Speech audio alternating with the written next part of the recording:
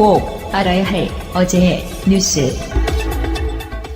11월 중간선거의 풍향계인 펜실베이니아 보궐선거 지원 유세에 나선 트럼프 대통령. 5월 북미 정상회담과 관련해 폭풍연설을 쏟아냈습니다. 김정은 위원장이 먼저 만나자고 했고 화해를 원했다며 북핵 문제 타결 기대를 키웠습니다. I think they want to make peace. I think it's time. And I think we've shown great strength. I think that's also important. Right?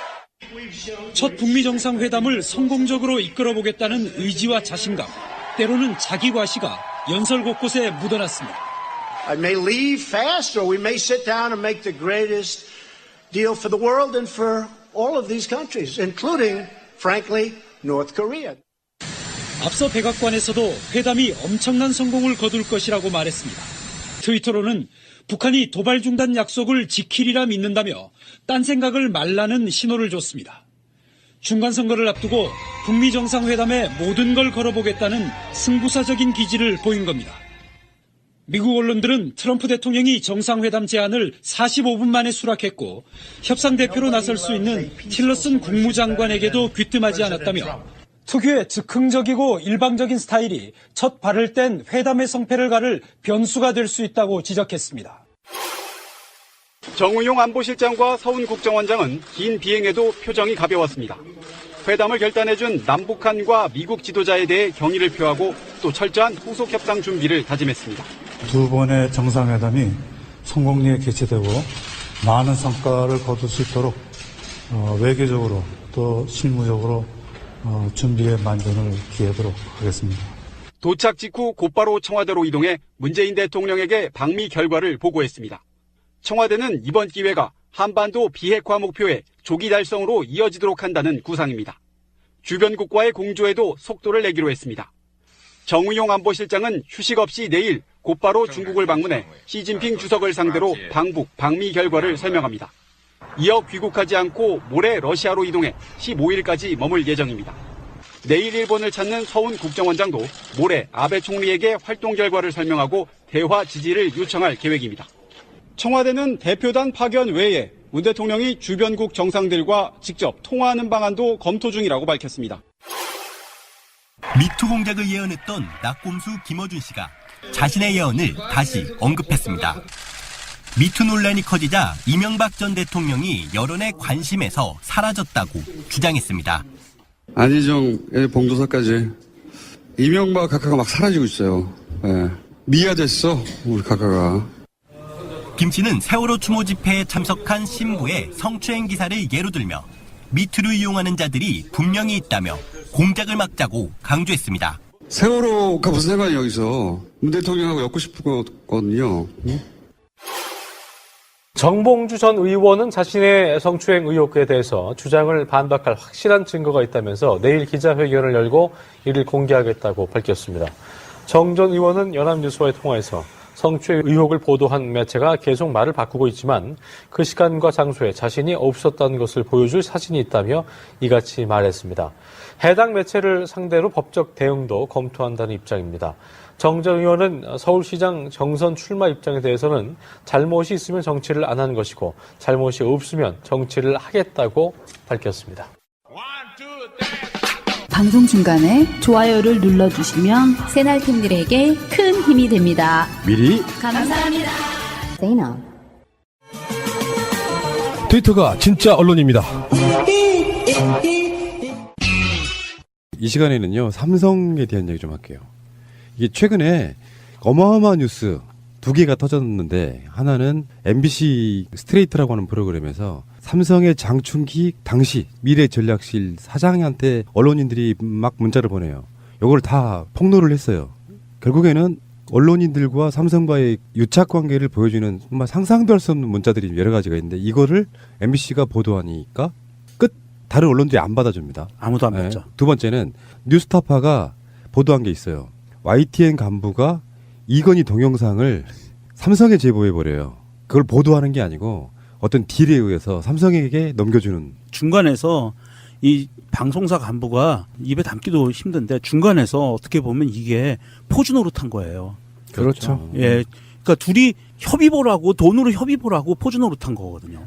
기자 수칙도 위반했고요. 취재원이 이제 요구를 했단 말이죠. 그런데 그거를 알 권리를 책임하에서 보도를 했어야 됨에도 불구하고 즉시 삼성 측에 연락을 해서 취재원 또는 제공자를 신상을 줘서 협의 보게 하는, 이번에 이 보도 스트레이트 보도 이후에 한겨레만 보도한 것을 보더라도 이것이 바로 이제 말로만 듣던 한간에 떠돌던 삼성공학이라는 것이 증명이 돼버린 거죠. 제도로서의 민주주의가 흔들리고 구타는 일은 이제 없습니다. 민주주의가 밥이고 밥이 민주주의가 되어야 합니다.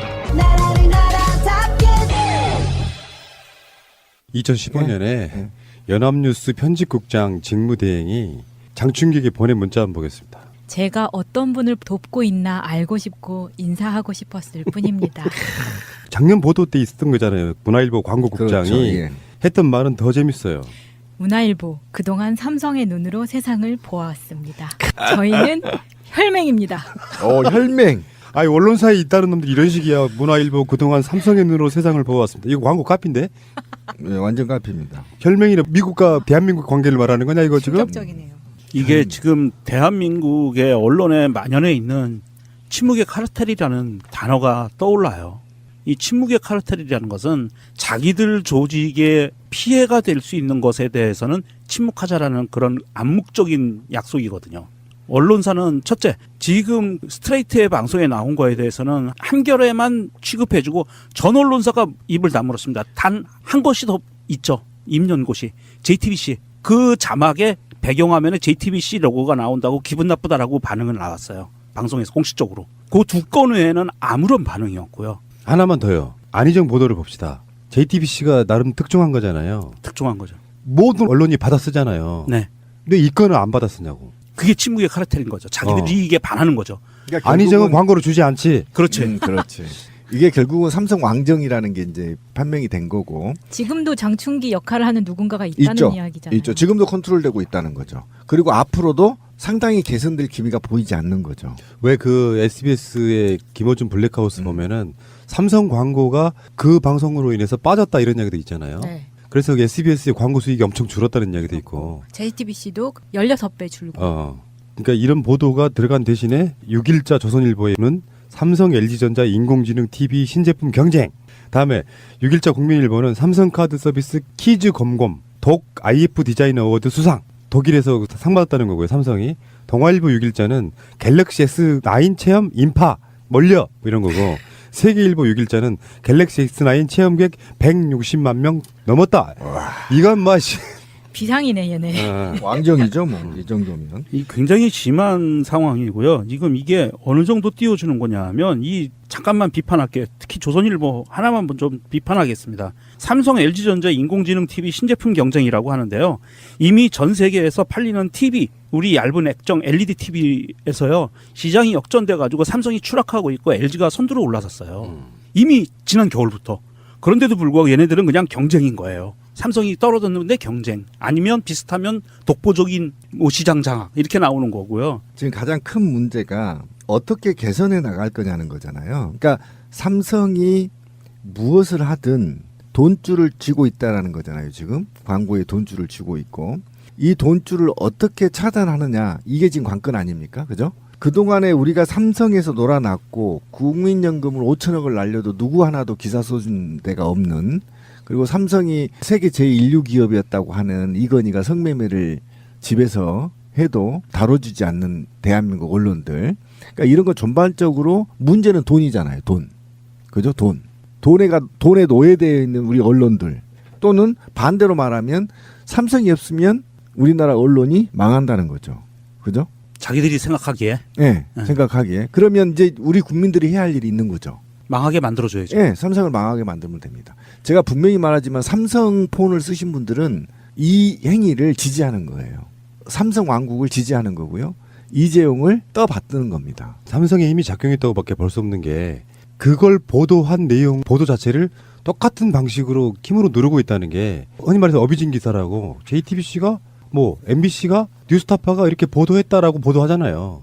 그거를 조선일보 같은 신문에는 오프라인 신문에는 실지도 않는 건 그렇다 치더라도 온라인판에도 전혀 언급조차 안 한다는 건 물론 삼성의 광고를 의식해서 그들이 자발적으로 하는 걸 수도 있겠지만 이런 상황이 됐을 때 MBC가 한 번 터뜨리고 안희정 이슈가 계속 커지는 이유가 뭐예요? JTBC가 하나 터뜨리니까 기성의 주요 매체뿐만 아니라 굉장히 많은 수백 개의 매체들이 동시에 터뜨리는 거거든요.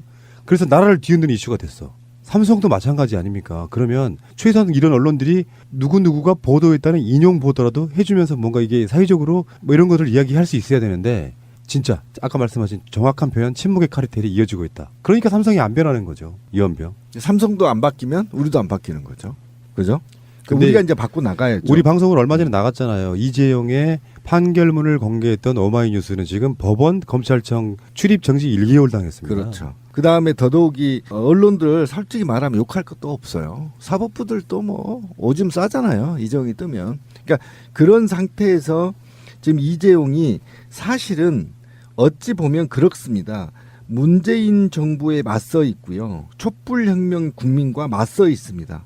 니네들이 촛불혁명 일으켰다고 돈이 더 중요한가 보자. 돈지랄 하고 있는 거고요. 그죠? 문재인 대통령 네가 얼마나 잘한가 보자. 내가 돈으로 한번 너 흔들어 볼게. 이게 지금 이재용이 전면전 나서는 거예요. 사실은 전면전 뜬 거거든요. 그래서 석방됐고 석방된 후에 다시 어떻게 한겨레하고 MBC만 보도합니까? 이 많은 채널 중에. 이건 정말 충격이죠. 삼성의 반란이 시작된 거죠. 어느 기자가 쓴 글 중에 제가 머리에서 잊혀지지 않는 문장이 하나 있습니다. 정권은 우리가 무너뜨릴 수 있지만 나 이거 보고 오싹했었어요. 자기들이 정권은 무너뜨릴 수 있지만 삼성은 무너뜨릴 수 없다는 거예요. 그 이재용이 2심에서 정영식에 의해서 풀려났잖아요. 네. 한겨레하고 경향을 지배한 모든 신문이 헤드라인에서 이재용에 대한 비판이 없고 이를테면 이런 식인 거지. 이재용 뭐뭐한 길 열려 이런 식으로 긍정적 보도를 하는 거예요. 뭐 글로벌 기본으로 그렇지. 굉장히 좋은 거 많이 그런 나왔습니다. 방식으로 헤드라인을 짜고 헤드라인 제목에서 이재용 이런 식의 석방은 잘못된 거라고 비판한 신문은 한겨레하고 경향이 유일하다는 거예요.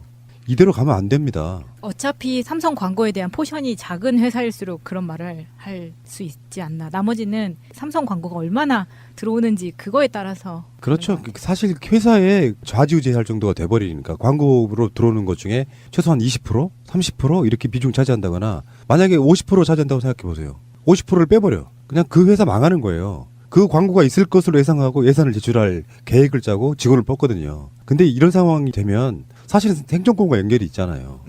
그러니까 삼성은 이미 마약 중독자들처럼 광고에 의한 언론들을 길들이기 또는 중독시켜왔다는 거예요. 빼버리게 하면 미치는 거예요. 그거 먹고 싶어가지고.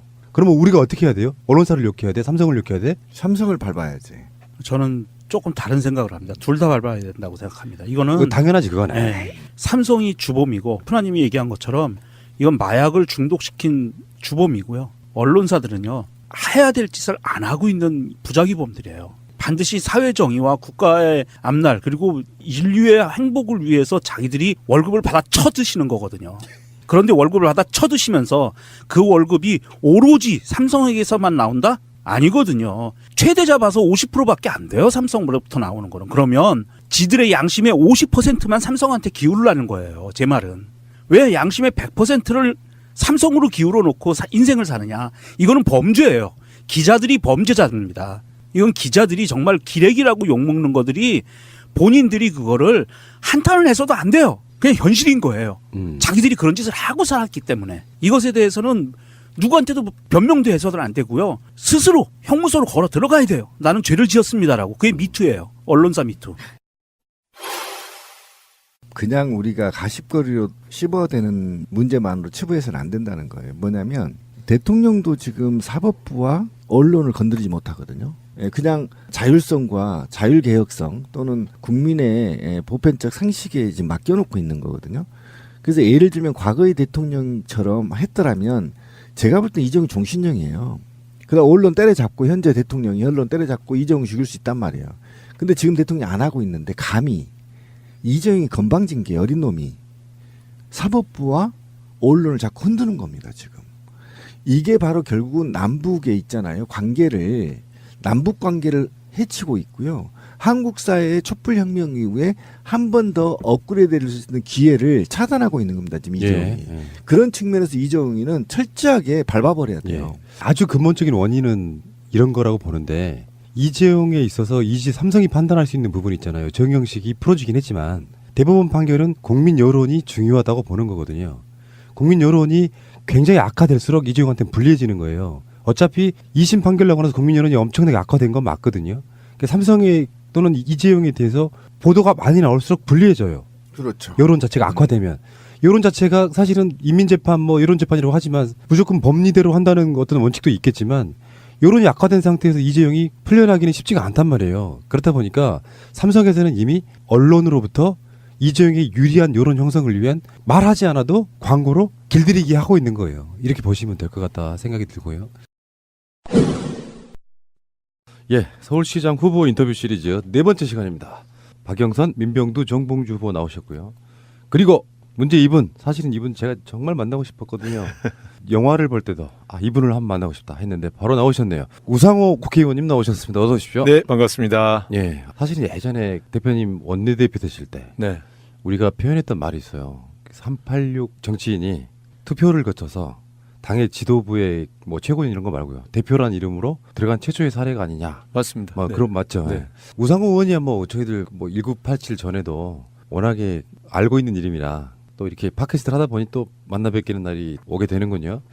자, 어서 오시고요. 1981년 연세대 국문과 들어가셨고 다음에 87년 6월 항쟁 때 연세대 청학생회장이셨고 그때 전대협 부의장이셨죠. 그렇죠. 의장을 이인영 의원이 하고 제가 부의장 맡았죠. 두 분이 그럼 지금도 이렇게 굉장히 막역하시겠네요. 그렇죠. 정치권에서 이제 가장 가깝고 서로 믿는 사이가 누구냐 그러면 대표적인 인물이 이인영 의원, 지금 비서실장하는 이제 임종석 비서실장, 이런 분들이 이제 제일 친한 사이죠. 사실은. 그냥 왜냐면 다른 분들은 보통 국회의원 돼서 서로 알게 되거든요. 국회의원. 근데 이제 우리는 학생 시절부터 서로를 잘 아니까 국회의원 돼서 친해진 게 아니고 이미 동지가 돼서 활동하다가 들어오니까 남다르죠. 그러니까 이번에 북 콘서트 하셨잖아요. 책 제목이 뭐예요? 책 제목이 세상에 무엇이라도 될 수 있다면 이런 건데 이거 사실 출판사가 이름 정해준 거예요. 이게 원래는 이 책 제목이 촌놈이었어요. 제가 강원도 철원 출신 촌놈이라 제가 생긴 게 꼭 도시형으로 생겼다고 하는데 사실 아주 촌놈 기질이 강하거든요. 그래서 촌놈이라고 정했더니 이렇게 하면 저 서울시장 원내대표실에 냈거든요. 이게 그 제목으로 안 된다 그래서. 근데 그 제목이 너무 힘이 들어가 있잖아요. 세상에 무엇이라도 될 수 있다면 그래서 내가 이거 너무 오글거린다 그랬더니 출판사 하는 대로 이제 그래야 잘 팔린다고 그래서 그렇게 냈는데 잘 안 팔렸어요. 근데 책을 출판회 이런 거 그런 거 안 하시면 안 돼요? 저는 국회의원 돼가지고 처음 한 거예요. 그러셨구나. 네, 한 번도 안 했어요. 저는 원래 의례적으로 막 하시는 거. 근데 이 책은 내가 다 드릴게요. 이거는 무슨 정책 이런 거 막 급히 묶은 게 아니고. 제 살아온 삶을 그냥 제가 직접 쓴 거거든요. 어린 시절부터 1987년 86년 유언 항쟁에서 감옥 생활한 것까지가 딱 이제 끝인데 그래서 보신 분들은 정치인이 쓴 책이라고 보기에는 너무 그 에세이가 굉장히 좋다 이렇게 얘기하죠. 차라리 이런 시기에 내시는 게 아니라 따로 내셔가지고 베스트셀러를 노리시고 있어요. 아니 내기는 서점에 깐 건 작년에 깔았어요. 출판 기념으로 왜 유지해요? 그때 최순실 게이트 파헤치느라고 출판 기념회 할 틈이 없었어요. 그래서 이제 이번에는 뭐냐면 이제 서울시장 나오려니까 남들 다 출판 기념회 한다는데 지금 경선 과정에서는 사람을 한 300~400명 모아놓을 수 있는 게 선거법상 출판 기념회밖에 없대요. 그렇군요. 그래서 그러면 나도 해 그래갖고서 이제 한 거죠. 예전에는 어떤 분들은 이제 카드 그걸로 이렇게 강제로 긁게 만들어가지고. 그래서 저는 이번에는 정확하게 13,500원인데 500원짜리 준비해서 정확하게 거실러 줘가지고 그 책 사는 사람들이 더 불편했어. 10만 원짜리 봉투 갖고 왔다가 그 500원 거실러 주고 그러니까 되게 신선히 하더라고요. 요즘은 시절이 하수상해서 맞아요. 정말 조심해야 돼요. 뭐라도 걸리면 안 되니까. 그 출판 기념회 영상을 좀 보니까 이인영 의원 오셨던데 그런 관계예요. 아까 말씀하신 것처럼 저번에 그 정봉주 의원 나왔을 때는 그런 얘기가 있었거든요. 내가 나가면 네가 안 나가 이런 식의 했던 그 우정 이를테면 이인영하고 나하고 저는 그렇죠. 그거랑 연관이 있죠. 솔직히. 그렇죠. 우상호 나가면 이인영 안 나가고 정봉주 나가면 정청래 안 나가고 그런 관계 같은 거예요? 네, 그런 거죠. 야, 멋있다. 그런 부분 멋있고요. 어쨌건 그 출판 기념회 얘기를 왜 꺼냈냐면은 국회의원이 한 30~40명 오지 않았어요? 45명 정도 왔죠. 우와. 그 의원청에 하는 회들이 있다고. 네. 이걸 이름하여 이제 마당발 인맥 이렇게 네. 표현하지 않습니까? 그렇게 말할 수도 있고 전 원내대표 프리미엄 이렇게 할 수도 있고. 어. 네. 근데 대부분은 이제 저랑 다 인연이 있는 분들이니까. 네. 그리고 마지막까지 보통은 국회의원들이 와서 이제 책감 내고 소개받고 다 가거든요. 근데 재밌다고 한 20명이 끝까지 남아 있어서 또 나름대로 감사했죠. 화제가 됐던 건 이제 최근에 영화 저희들 1987 감독도 한번 인터뷰를 해봤습니다만 네. 거기서도 우상호 이야기가 나오고요. 네. 최근의 민주화, 그러니까 문재인 대통령 집권하기 전에 아마 작년인가 재작년인가로 기억되는데 연세대 앞에서 그 길거리 연설하신 것도 한번 본 적이 있었거든요. 작년 네. 이제 그때는 좀 울었죠. 네. 네. 원내대표 대에서 첫 6월 9일 날이어서 네. 2016년. 근데 왜냐하면 이제 최루탄을 맞은 장소에서 행사를 했거든요. 그 동판을 이곳이 이한열 군이 희생된 장소다라는 동판을 보니까 울컥해갖고 그러다 보니까 또 제 진심이 나왔죠. 뭐 부끄럽기도 하고. 네. 저는 이 자리에 있을 자격이 없습니다. 죄인입니다. 제가 이 연세대학교의 학생회장이었는데 민주광장 앞 집회에서 오늘은 나가서 절대로 후퇴하지 말자. 화염병도 없고 강목도 없지만 경찰의 체류탄을 두려워하지 말자. 우리가 물러서면 많은 국민이 같이 물러설 거다. 그렇게 연설해놓고 막상 이 자리에서 체류탄이 터질 때 저는 도망갔습니다. 교문 안쪽으로 저는 도주했어요. 유일하게 물러서지 않았던 이한열 군이 체류탄에 맞은 것입니다. 그는 저같이 비겁했던 선배들을 대신해서 말로만 투쟁하자고 했던 저 같은 사람 때문에 숨진 것입니다. 그래서 29년간 너무너무 죄의식을 가지고 살아왔습니다. 오늘날 제가 국회의원이 되면 뭐하고 어느 대표가 되면 뭐하고 저는 이 생명 하나를 지키지 못했던 그런 지도자였습니다. 우리 국민들이 과거의 일이니까 재수 없었던 일이니까 라고 말하는 사람들이 있습니다. 그렇지 않습니다. 어쩌다 일어난 일이 아니고 필연적으로 젊은이들의 희생 속에서 우리는 목숨을 걸고 싸웠습니다.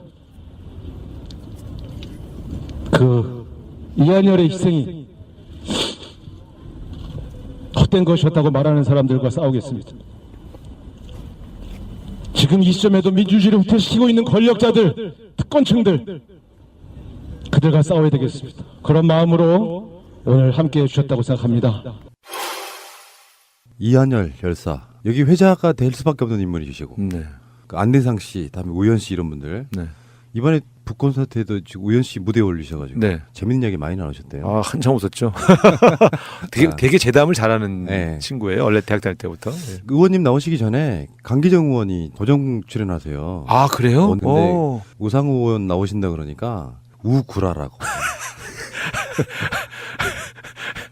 아 그 자식 그거 참. 무슨 말씀을 그렇게.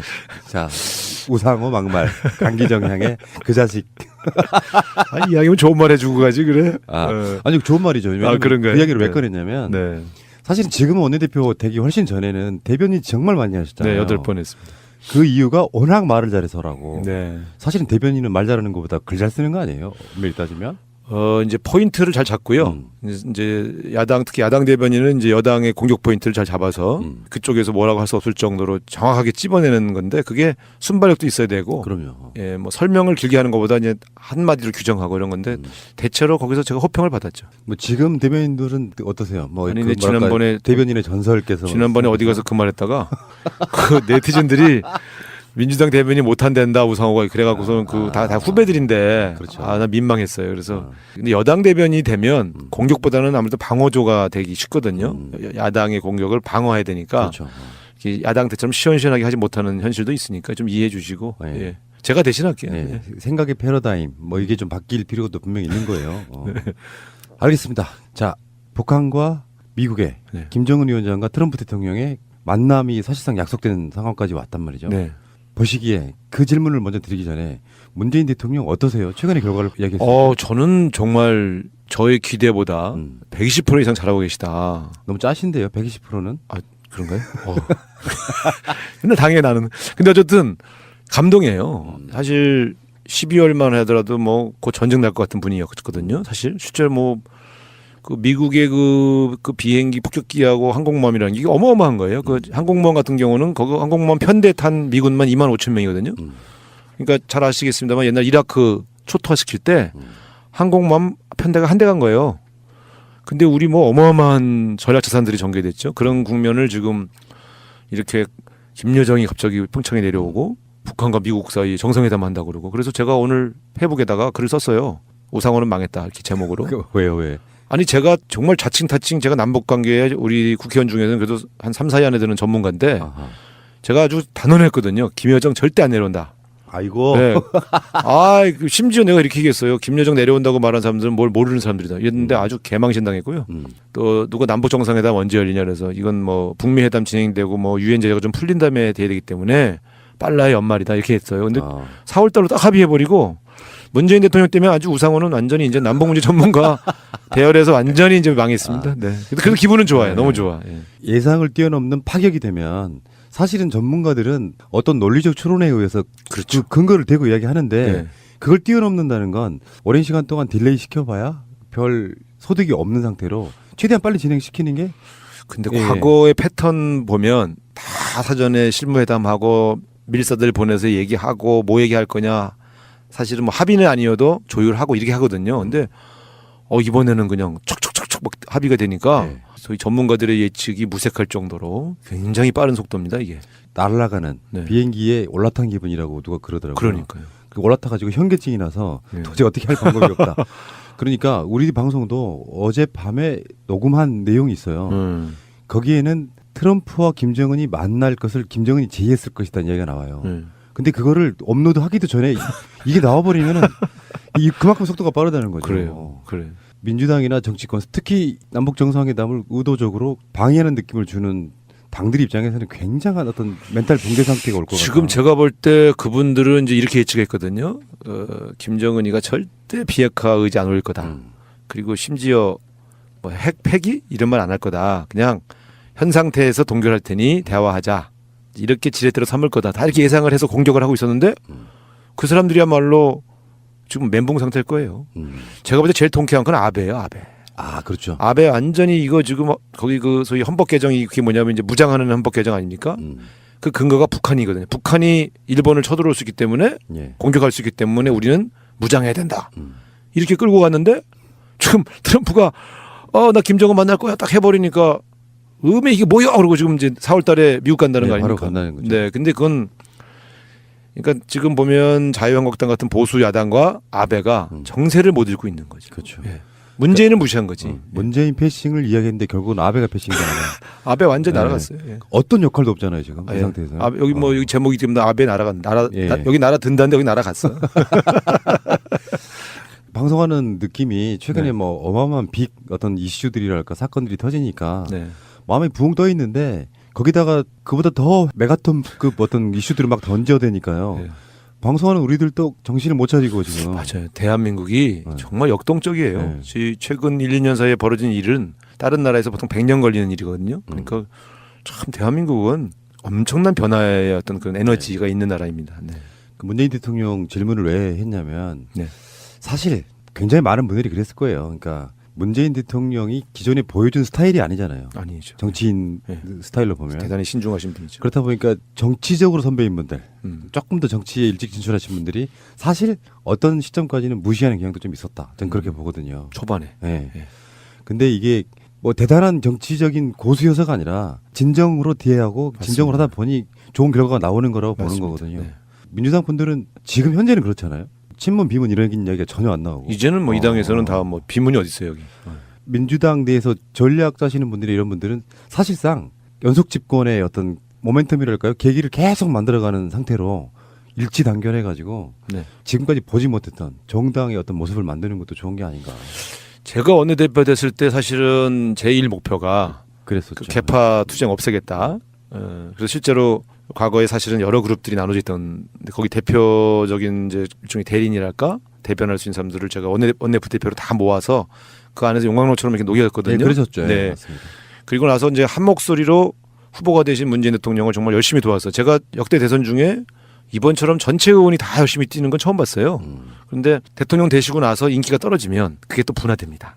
네. 그게. 그렇지. 예. 아씨, 난 잘못할 줄 알았어. 뭐 이러면서. 책임론 막 왔다 갔다. 바로 그거예요. 그래서 대통령과 거리를 두어서 자기 인기를 유지하려고 하는 사람들이 생겨나죠. 지금은 뭐 문재인 대통령이 특히 남북 문제 푼 거에 대해서는 내가 한 최근 2, 3일 우리 당 의원들을 이렇게 쭉 만나봤는데 뭐 옛날 친문 비문을 떠나서요. 아주 뭐 찬사일색이에요. 근데 표현을 경악이라고 표현한 분도 있고 이 상황은 말로 이렇게밖에 표현 못하는 게 좀 아쉬울 정도의 네. 감동적인 상황이고요. 우리 의원님께서는 2016년 5월 달부터 2017년 5월 달까지 더불어민주당의 원내대표 하셨는데 아까 제가 말씀드린 것처럼 5.18 일어나고 진짜로 원목했던 한 7년 지나고 그 과정에서 5.18 진상규명 해치고 또 거기에는 또 하나 더 있잖아요. 통일 이슈도 있었고 그 과정에서 우리를 대신해서 싸웠던 바로 그분들 중에 전대협 그쪽에 속해 있는 우두머리급 되시는 분들이 정치권에 굉장히 많이 진출해서 최근에 얼마 전까지만 해도 지금도 마찬가지지만 전대협 출신들 386들 주사파 뭐 이런 식의 프레임을 씌우려고 엄청 노력하셨습니까? 그중에 이제 선두주자 격이신 거잖아요. 의원님께서. 그래서 제도권에 이제 정말로 이를테면 나쁘게 보면 기득권 안에서 이렇게 딱 들어갔는데 사실 의원님에 대해서 뭐 아시는 분들은 관심 있는 분들은 크고 작은 조금씩의 논란이 있어요. 정치는 그게 필수적으로 필요하다고 보는데 운명적이죠. 그런데 이제 한간의 평가는 386 정치인들 지금이야 이제 뭐 586 이렇게 표현하지만 어쨌건 우리는 머릿속에 386이니까 이분들이 정치권에 들어가서 뭔가 정말 개혁적이고 정말 기득권스럽지 않은 것들을 좀 보여주면 좋겠다 하는데 그 선두주자이다 보니까 마음에 안 드는 부분은 다 그런 식으로 이제 이야기할 수 있거든요. 너무 빨리 기득권화됐다 뭐 이렇게 표현하는데 어떠십니까? 사실은 이제 집단으로서의 386, 집단으로서의 86세대 정치는 사실 실패했어요.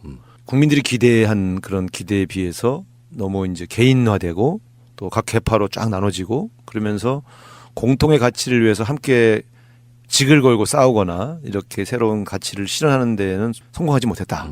그래서 2013년도에 그 소위 386 모임이 계속 있었거든요. 한 10몇 년? 한 13년만 계속 유지되어 왔는데 2013년도에 집단 반성문을 쓰면서 그걸 해체해요.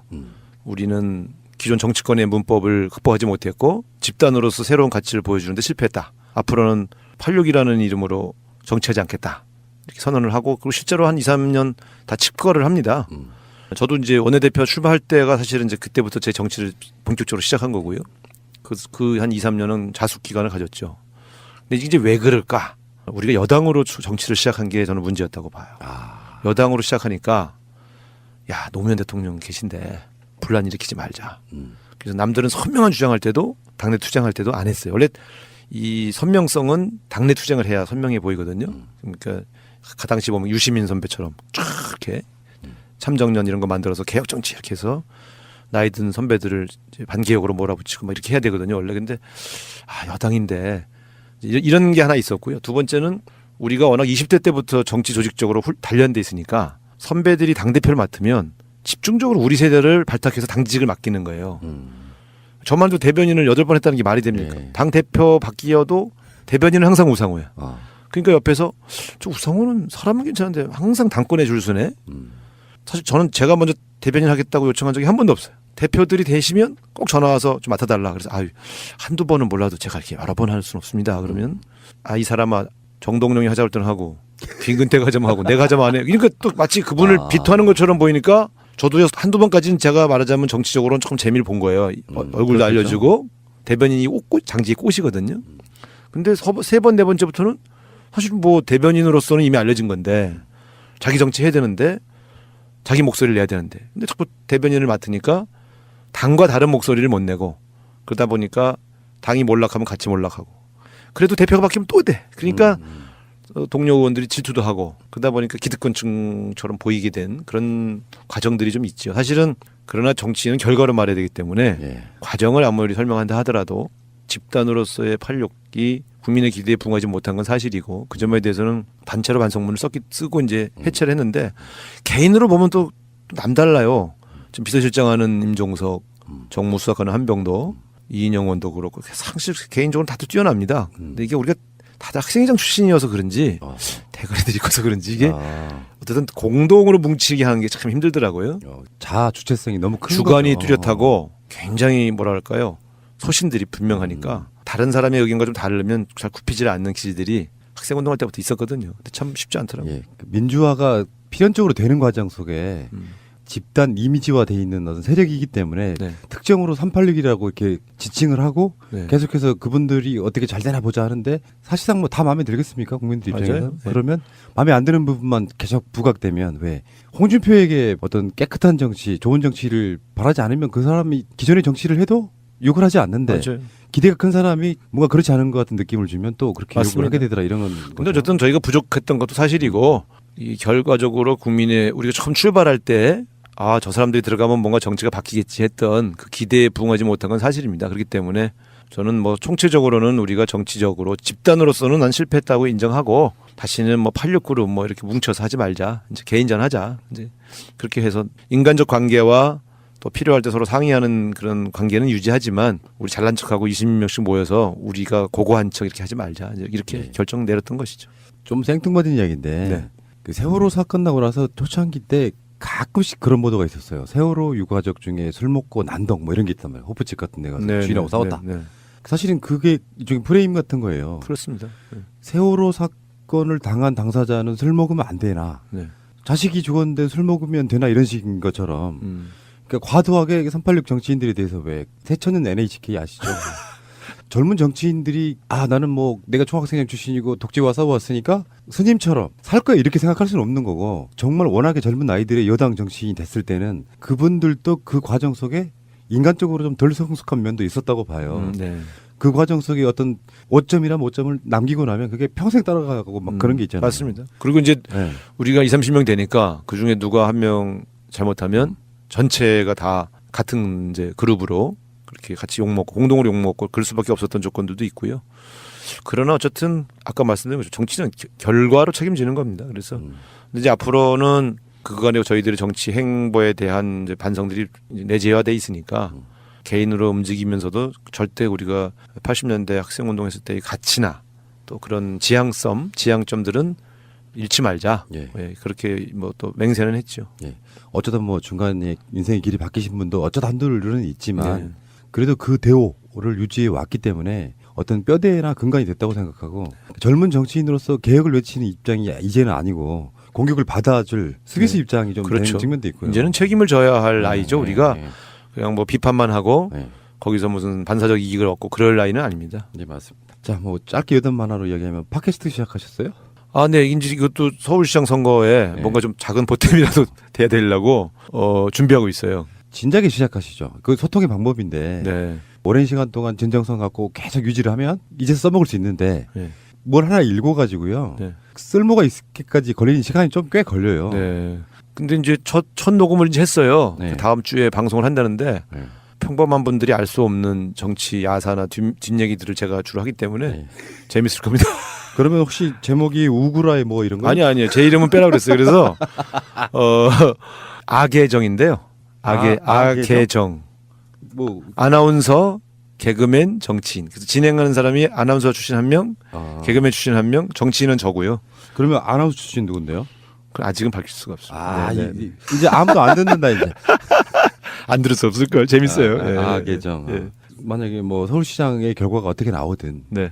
계속 하시기를 저는 네, 추천드립니다. 아니 저는 이제 이런 시스템은 정치인이 직접 자기 홍보 수단으로 하는 건 옳지 않다고 생각해서 안 했는데 출연은 이제 할 수 있지만 근데 이제 저희 참모들이 아유 지금 서울시장 선거 나가면서 또 이런 나름대로 별도의 소통 방법이 필요합니다. 그래서 이제 하는데요.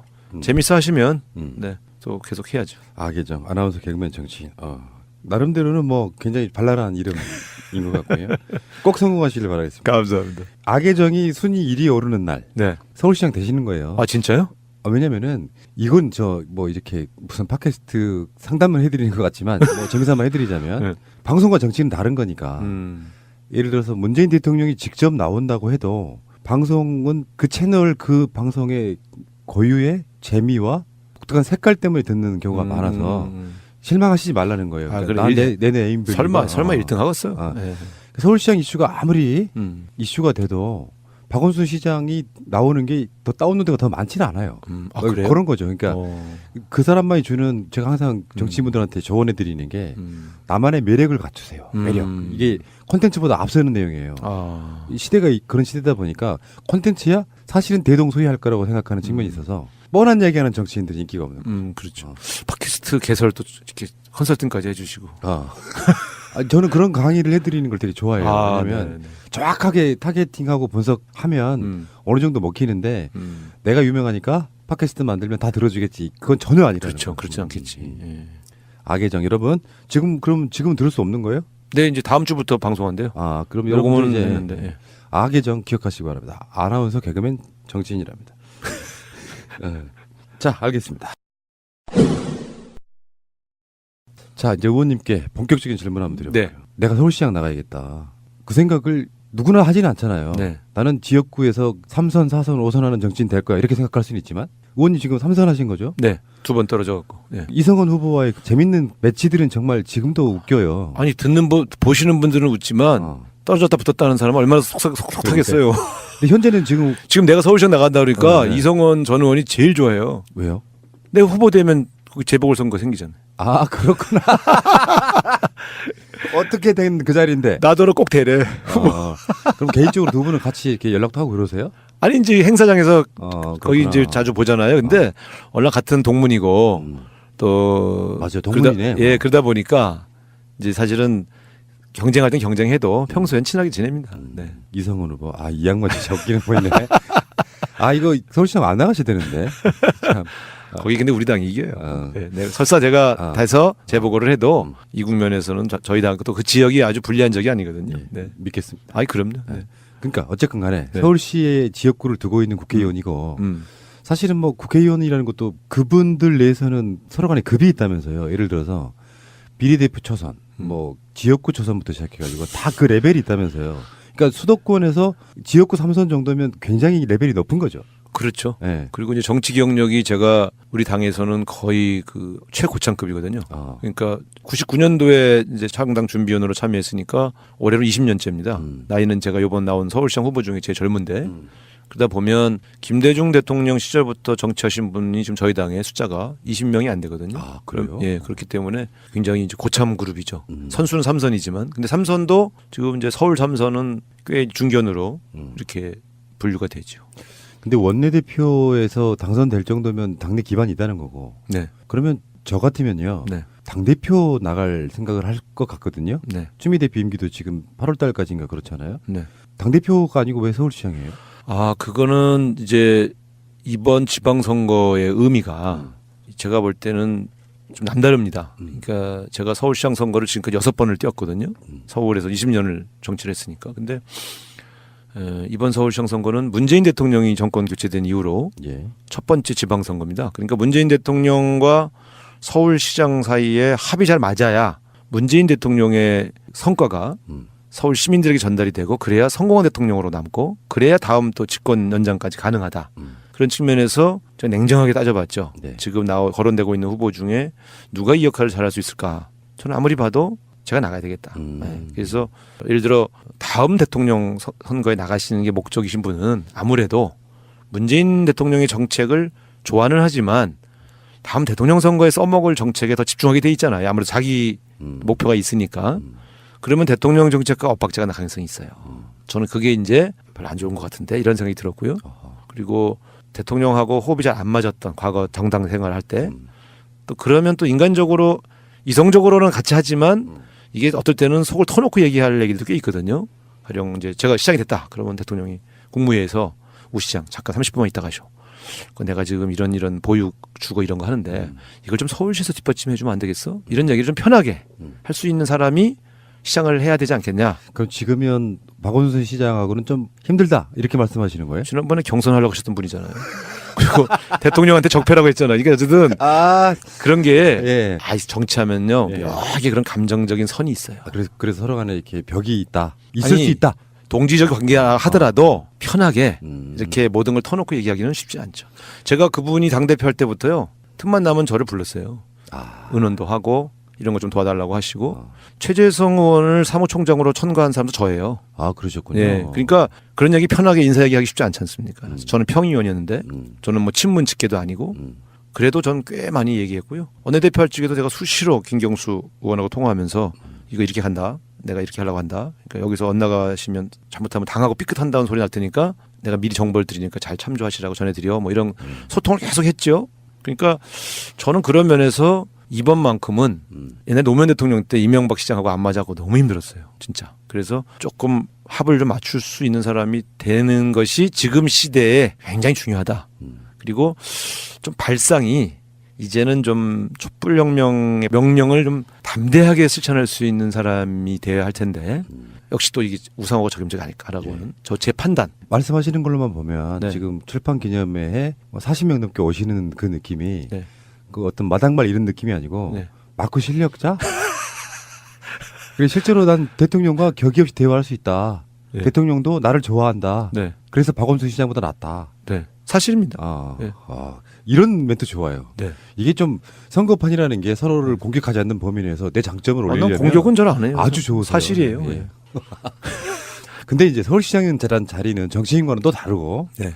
물론 이제 뭐 국회의원이나 서울시장도 정책 연구를 많이 하겠지만 네. 그래도 결정적으로 그런 정치적 이유 말고요. 네. 시장으로 내가 된다면 뭔가 박원순 시장과는 다른 색깔의 어떤 정책이나 이런 게 있잖아요. 그럼요. 시장에. 네.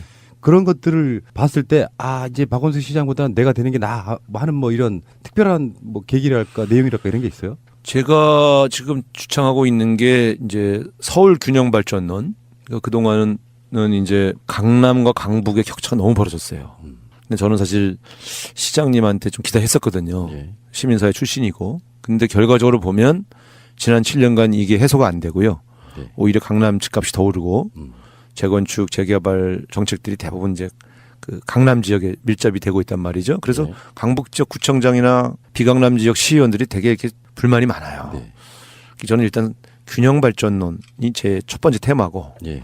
두 번째는 도시 서민들 네. 가장 고통스러워하는 일을 해결해 드려야 되겠다. 그래서 핵심이 주거하고 보육. 저는 뭐 마을 공동체 또 태양광 보급 또 뭐 따릉이 이런 거 다 잘하셨는데 도시 서민들의 고통의 본질을 해결하는데 저는 조금 소홀하지 않으셨나 하는 생각이 들어서 제가 된다면 집값 안정 그다음에 애 좀 키울 수 있는 서울 만드는 것 이게 사실 쉽지는 않습니다만 여기에 전력을 다하겠다 이런 생각을 가지고 있습니다. 시간과 예산이 부족했던 건 아닐까요? 7년이라는 기간은 상당할 정도로 일을 할 수 있는 기간이고요. 서울시 재정은 다른 시도에 비해서 아주 여유가 없는 편은 아닙니다. 그러니까 또 그렇다고 이 문제를 아주 안 하셨냐? 하긴 하셨어요. 근데 중점 사업은 아니었다 이거죠. 선택과 집중을 안 하신 거죠. 그러니까 다른 사업과 똑같이 다 손을 대긴 하셨는데 해결할 정도의 선택과 집중은 아니었다. 그래서 저는 제 임기 4년간 이 문제에 대해서는 태스크포스를 꾸려서 거의 일주일마다 점검하고 이거는요 최고 결정권자가 계속 들여다보고 4년 내내 이게 해결하지 않으면 해결이 어려운 문제거든요. 그래서 저는 일상적인 사업은 공직자들에게 위임을 좀 하고 점검만 하고 방향만 제시하고 시장 아젠다, 주거, 보육, 공정경제 이 세 가지는 아주 뭐 이악물고 해보려고 합니다. 역시 뭐 말씀 하나는 끝내주게 하시네요. 컨텐츠가 준비된 사람만이 정확하게 말로 표현할 수 있는 거거든요. 사람을 잘 볼 줄 아시네. 저는 이제 나오시는 분들은 장점만 보려고 노력해요. 사실 감사합니다. 의원님에 대해서는 뭐 단점을 아는 것도 사실 없고 박영선 의원, 민병두 의원, 정봉주 의원 이분들도 나름대로는 굉장히 연구를 많이 하셨더라고요. 많이 하셨을 거예요. 예. 정책 이야기를 들어보면 막 귀가 솔깃해요. 예. 근데 문제는 이제 최근에 문재인 대통령이 보여주고 있는 그 리더십은 그냥 진정성 갖고 묵묵히 사람 변하지 않고 있잖아요. 맞습니다. 네. 저는 그 최소한 민주당에 계시는 국회의원들, 진보정당에 계시는 국회의원들 중에 많은 분들이 좋은 점이 그런 점이 있어요. 겉에서 보기엔 뭐 내가 무슨 민원 하나 집어넣는데 그거에 대해서 안 받아준다고 싸가지 없다고 할 수 있지만 평상시 때의 국민을 대하는 모습이 변한 게 없어요. 10년 전이나 20년 전이나 변하지 않는 분들 보면 서울시장이 되건 대통령이 되건 국민 바라보는 생각은 같을 거야. 이런 믿음은 있거든요. 네. 잘 모르는 사람들이 그냥 어떤 단면만 보고 뭐 험담하고 그런 측면이 있는데 말씀하시는 거 보면 그게 느껴져요. 네, 예. 실제로 국민들을 위한 어떤 생각을 갖고 있는지 기득권화 됐다는 말은 제가 철회하겠습니다. 뭘 이렇게 빨리 처리를 하셔. 사람이 살아온 과정도 중요한 것 같아요. 제가 왜 이제 주거, 보육 이런 데 이렇게 얘기하면 제가 애가 셋이고요. 애 셋 키우는데 진짜 힘들더라고요. 국회의원이요? 아니, 근데 국회의원 되기 전에 애를 낳지. 뭐 국회의원 된 다음에 낳나요? 그러니까 근데 실제로 국회의원 돼서도 애 셋은 좀 버겁더라고요. 뭐 월급이 적진 않아요. 근데도 지역구 활동이나 뭐 이런 데 막 쓰게 되잖아요. 기자들 만나고 쓰고.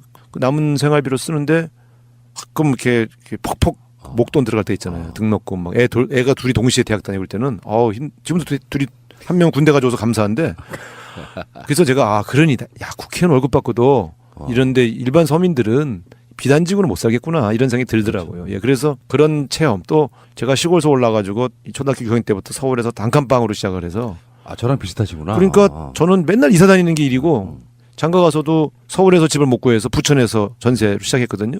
도시 서민들이 이 주거 문제에 대해서 얼마나 예민한지 이건 아주 뭐 피부로 느끼죠. 제 삶이었으니까. 그래서 저는 사실 국회의원을 하면서도 늘 그런 부담감이 있었어요. 왜 우리가 이런 문제를 집중적으로 해결하지 못하지? 왜 우리가 자꾸 이걸 50대 과제 중에 하나로 삼지? 우리 서울 시민들 너무 힘든데 서울에서 쫓겨나서 이제 경기도로 가시는 분들 아침 출근 시간이 1시간씩 늘어지는데 우리는 이 아침에 이분들이 서울서 살고 싶은 사람이 경기도 이사 가서 1시간 반씩 걸려서 아침에 잠도 제대로 못 자고 출근하는 이 고통을 아나? 그러니까 사실 이건 제 체험이에요. 그래서 제가 부천에서 서울로 출퇴근할 때 술 먹고 차 끊기면 미치겠더라고. 돈은 없는데 총알택시 타야 되고. 그러니까 이런 거에서 오는 다 제 체험이죠. 결정권이 있다면 난 반드시 해결하고 싶다. 이게 열망이죠. 예. 보안이 그렇게 돈도 많지 않으시죠? 네, 제가 원래 27대 국회 때는 뒤에서 10번째. 그래서 마이너스는 아니세요? 아니 마이너스는 아니 그 마이너스는 사업 실패하거나 이럴 때 빚지는 거고요. 진선미 의원이 제가 알고 이렇게 마이너스. 거기 남편이 사업 실패. 아이고 이런. 본인이 아니라 남편 빚 때문에. 그게 제가 그때 우리 그때 이해찬 의원님, 원혜영 의원님, 유인태 의원님 이런 분들이 그래서 짜내셨나 봐. 후배 운동권 애들이 재산 순위가 뒤에서 10번째가 다 이제 소위 86그룹들이니까 명절 때 되면요. 각주를 하셔가지고 10명을 부르셨어요. 그래서 50만 원씩 특별 명절 휴가비를 주셨어. 아유, 그 약간 눈물 난다. 근데 그거를 그냥 따로따로 주지 한 군데 모으니까 무슨 가난뱅이들 모아놓고 이렇게 부르이웃돕기 하는 것 같으니까 좀 마음이 또 감사하면서도 좀. 그렇죠. 근데 다 사랑이에요. 그런 마음이. 그러니까 서울시장은 서울시장만의 힘으로 할 수 있는 게 있고 없는 게 있고 그럴 텐데. 그렇습니다. 여기 이제 문재인 대통령 청와대와 이렇게 연동해가지고. 네.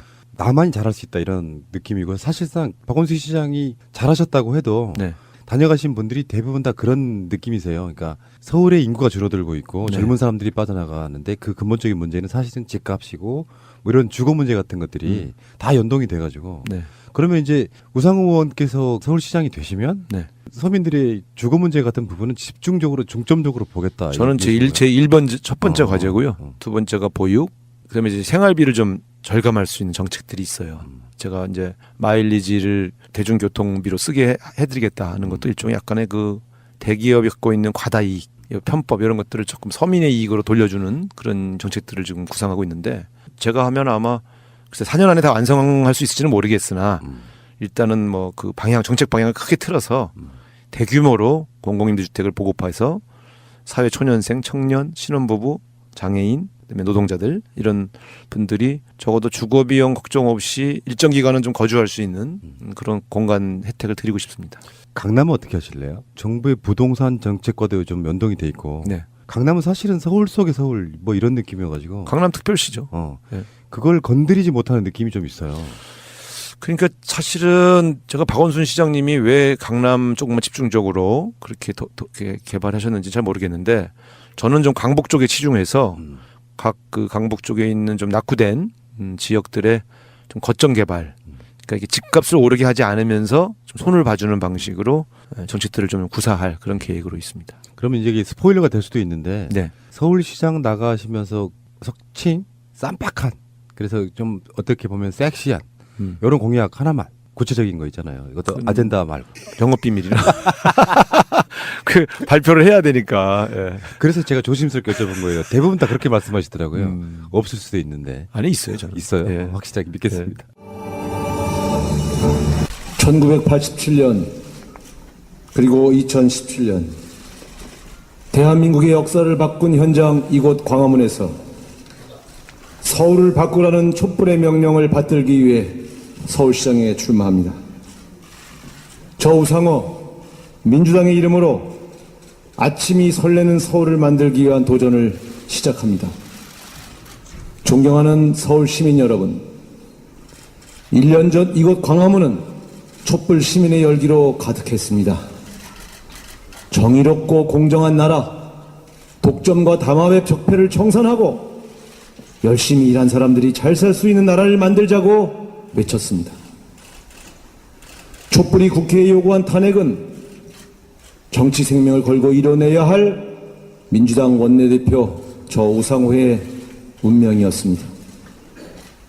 1987년 연세대 총학생회장으로 6월 항쟁을 이끌며 직선제 개헌을 쟁취에게 앞장섰던 저 우상호에게 정권 교체는 두 번 다시 실패할 수 없는 숙명적 과제였습니다.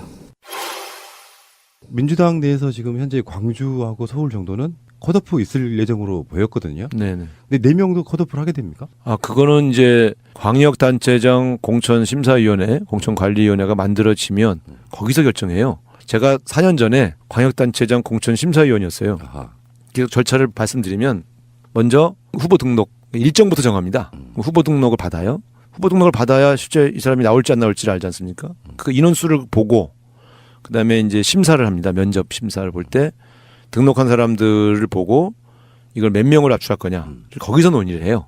사전에 정하지는 않습니다. 그래서 공천관리위원회에서 이제 몇 명, 서울은 몇 명을 압축하자. 광주는 몇 명을 압축하자. 이런 이제 논의들을 하죠.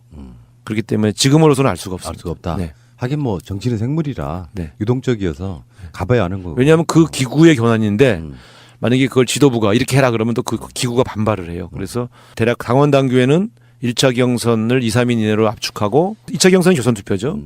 거기서 이제 또 압축한다 뭐 이런 식으로 할 수 있다 이렇게 열어놨어요. 그러니까 그 제도만 만들어 놓고 결정은 공천관리위원회에서 해라 이렇게 지금 넘겨놓은 상태죠. 그러니까 방침 정도까지. 그렇습니다. 예. 제 예상으로는 뭐 2, 3인 이내 특히 아마 3, 4인인데 4인으로 이런 겁니다. 3위 후보와 4위 후보가 격차가 많이 벌어지면 3인으로 압축하고 3위가 4위가 비슷하면 4인으로 가고 아마 이렇게 가지 않겠나 싶습니다. 대중성, 지명도 이런 걸로 일단 평가를 하는 그런 분위기인데 현재는 인지도 조사 성격이 강합니다. 네.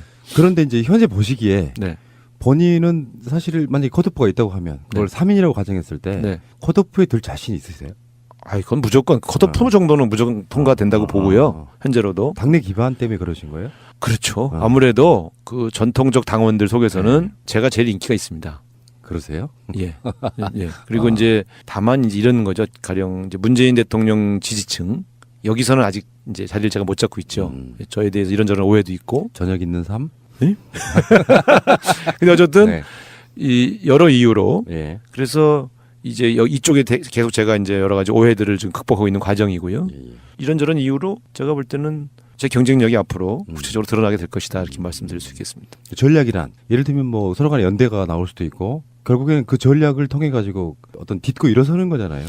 그런데 사실은 지금 이제 박원순 시장님 그리고 박영선 의원님하고 저하고는 지지 기반이 좀 달라요. 인위적인 후보 단일화나 또 무슨 어떤 연대를 한다고 그래서 지지층 통합이 이루어질 가능성이 높지 않습니다. 이게 사실상 3분의 1 구도거든요. 그래서 결선 투표가 어떻게 흘러갈지 사실 예측하기 어렵습니다. 옛날에는 친문 후보가 분명히 하나 있고 비문 후보들이 쫙 있다가 여기서 연대하면 효과가 있지 않냐 이런 얘기도 있었고 그러나 지금의 우리 당의 구도는 특히 서울시 구도는 친문 후보도 없고요. 그러니까 친문 직계 후보도 없고 그러네요. 호남 후보도 없어요. 맞아요. 그러니까 이 양대축 소위 말하면 호남이라고 말해주는 전통적 지지층 그다음에 신흥 청년 지지층인 이제 친문 진영 여기서 무조건 몰아줄 수 있는 후보가 있는 건 아닙니다. 그러다 보니 이 후보 간의 합종 연행이 지지층의 결집을 만들어낼 수 있느냐 하는 문제에 있어서는 속단하기 어렵죠. 권리당원이 엄청 많아졌잖아요. 엄청 많습니다. 최근에 어떤 선거보다 또 많아진 상태에서 권리당원의 여론은 국민 여론과 거의 비슷할 거야. 이게 일반적인 예측 아닙니까? 그래도 저희 당의 당원들은 일반 국민하고는 조금 다르게 판단하는 경우가 있죠. 지금까지 보시면요. 특히 이게 전국 선거일 경우에는 되게 거의 여론으로 가요. 근데 이제 도시도로 나눠진다든가 혹은 지역구로 나눠지면 어떤 지역의 경우는 후보 경쟁력에 따라서 당원대의원은 A라는 후보가 이기고 여론조사에서는 B라는 후보가 이기고 이런 경우가 꽤 많았습니다. 그런 면에서 이번에도 서울시장 경선이 권리당원과 일반 민심이 같이 갈지 약간 차이를 둘지는 아직은 잘 모르겠습니다. 저는 정치할 생각은 없지만 정치인들이 이런 식의 어떤 그 페어플레이 하면서 뭔가 영화 같은 스토리를 만들어내고 그 대표적인 게 김대중 대통령이 그 이철승 후보하고 연대해가지고 김영삼 대통령이 이기던 뭐 그런 것처럼 그런 재미로 정치하는 게 아닐까 어떨 때 보면. 근데 또 어떤 분은 니들이 인위적으로 합친다고 우리가 도와줄 줄 아냐? 뭐 이런 분들도 있어요. 그냥 페어플레이하고 결과에 승복하면 되지 왜 너희끼리 인위적으로 우리의 표심을 인위적으로 흐름을 바꾸려고 하느냐 또 이런 분들도 있고 요즘은 민도가 높아서요. 하나의 효과를 기대하고 어떤 액션을 해도 꼭 그 효과가 안 나고 다른 방향으로 흘러가는 경우도 꽤 있습니다. 젊은 시장에 어떤 시정의 그 중요 지점마다 뭔가 스마트하게 시정을 살피는 모습들 네. 막연해요. 그냥 어떤 이미지이긴 하지만 네. 그런 모습에 좀 잘 어울리시는 그런 후보이신 것 같긴 해요. 그럼요. 예. 원내대표 할 때 제가 하던 모습 보시면 스타일이 바뀌겠습니까? 통합시키고 과제를 하나 준 다음에 저는 전권을 줍니다. 우리 수석 부대표들한테. 방향은 정했으니까 이 일은 당신이 처리하시오. 그리고 탄핵표 모으는 거 내가 할게. 이런 식으로 딱 역할 분담하면요. 집중적으로 하나에 그냥 쫙 몰입하는 거죠. 그러다 보면 성과가 나와요. 이 스타일은 아마 안 바뀔 겁니다. 그러니까 제가 서울시 공직자들도 딱 불러서 당신 뭐 잘해? 당신 뭐 잘해? 자기 잘하는 거 해야지. 자, 이건 당신 알아서 해. 대신 보고는 하시오. 방향이 헷갈릴 때는 꼭 내 지침을 들으시오. 근데 나는 주거 보육 이거는 나한테 맡겨. 이렇게 할 겁니다. 요즘에 정치인들한테 많이 쓰는 용어 중에 진정성이라는 표현 많이 쓰잖아요. 네. 대화해보지 않고 혹시나 그분이 나오는 방송을 들어보지 않고 이미지만으로 이렇게 상대방을 재단하는 경우가 있거든요. 네. 저도 뭐 우상호 의원님에 대해서는 뭐 이미지가 나빴다 이런 건 없는데 직접 이야기를 들으니까 이제 어떤 개념이 생겨요. 머릿속에. 네. 아, 우상호의 그림 이렇게 보이잖아요. 네. 아주 잘하실 거라고 믿고요. 감사합니다. 자, 이야기를 다시 이제 감성적인 데로 한번 돌아가 볼게요. 1981년에 대학을 입학하고 분명히 군대 갔다 오셨을 거예요. 군대 갔다 와서 학생운동 시작했습니다. 네. 그러니까 87년에 학생회장이 된 건데 네. 그게 작년으로만 따지면 30년 됐던 거고 네. 그걸 기념하려고 1987의 장준원 감독이 네. 87년에 무조건 내야 된다 해서 굉장히 초스피드하게 만들었다는 영화가 1987이잖아요. 맞습니다. 네. 30년 후에 그 우상호는 네. 현재 서울시장 후보에 올라와 있는 거예요. 네. 기분이 어떠십니까?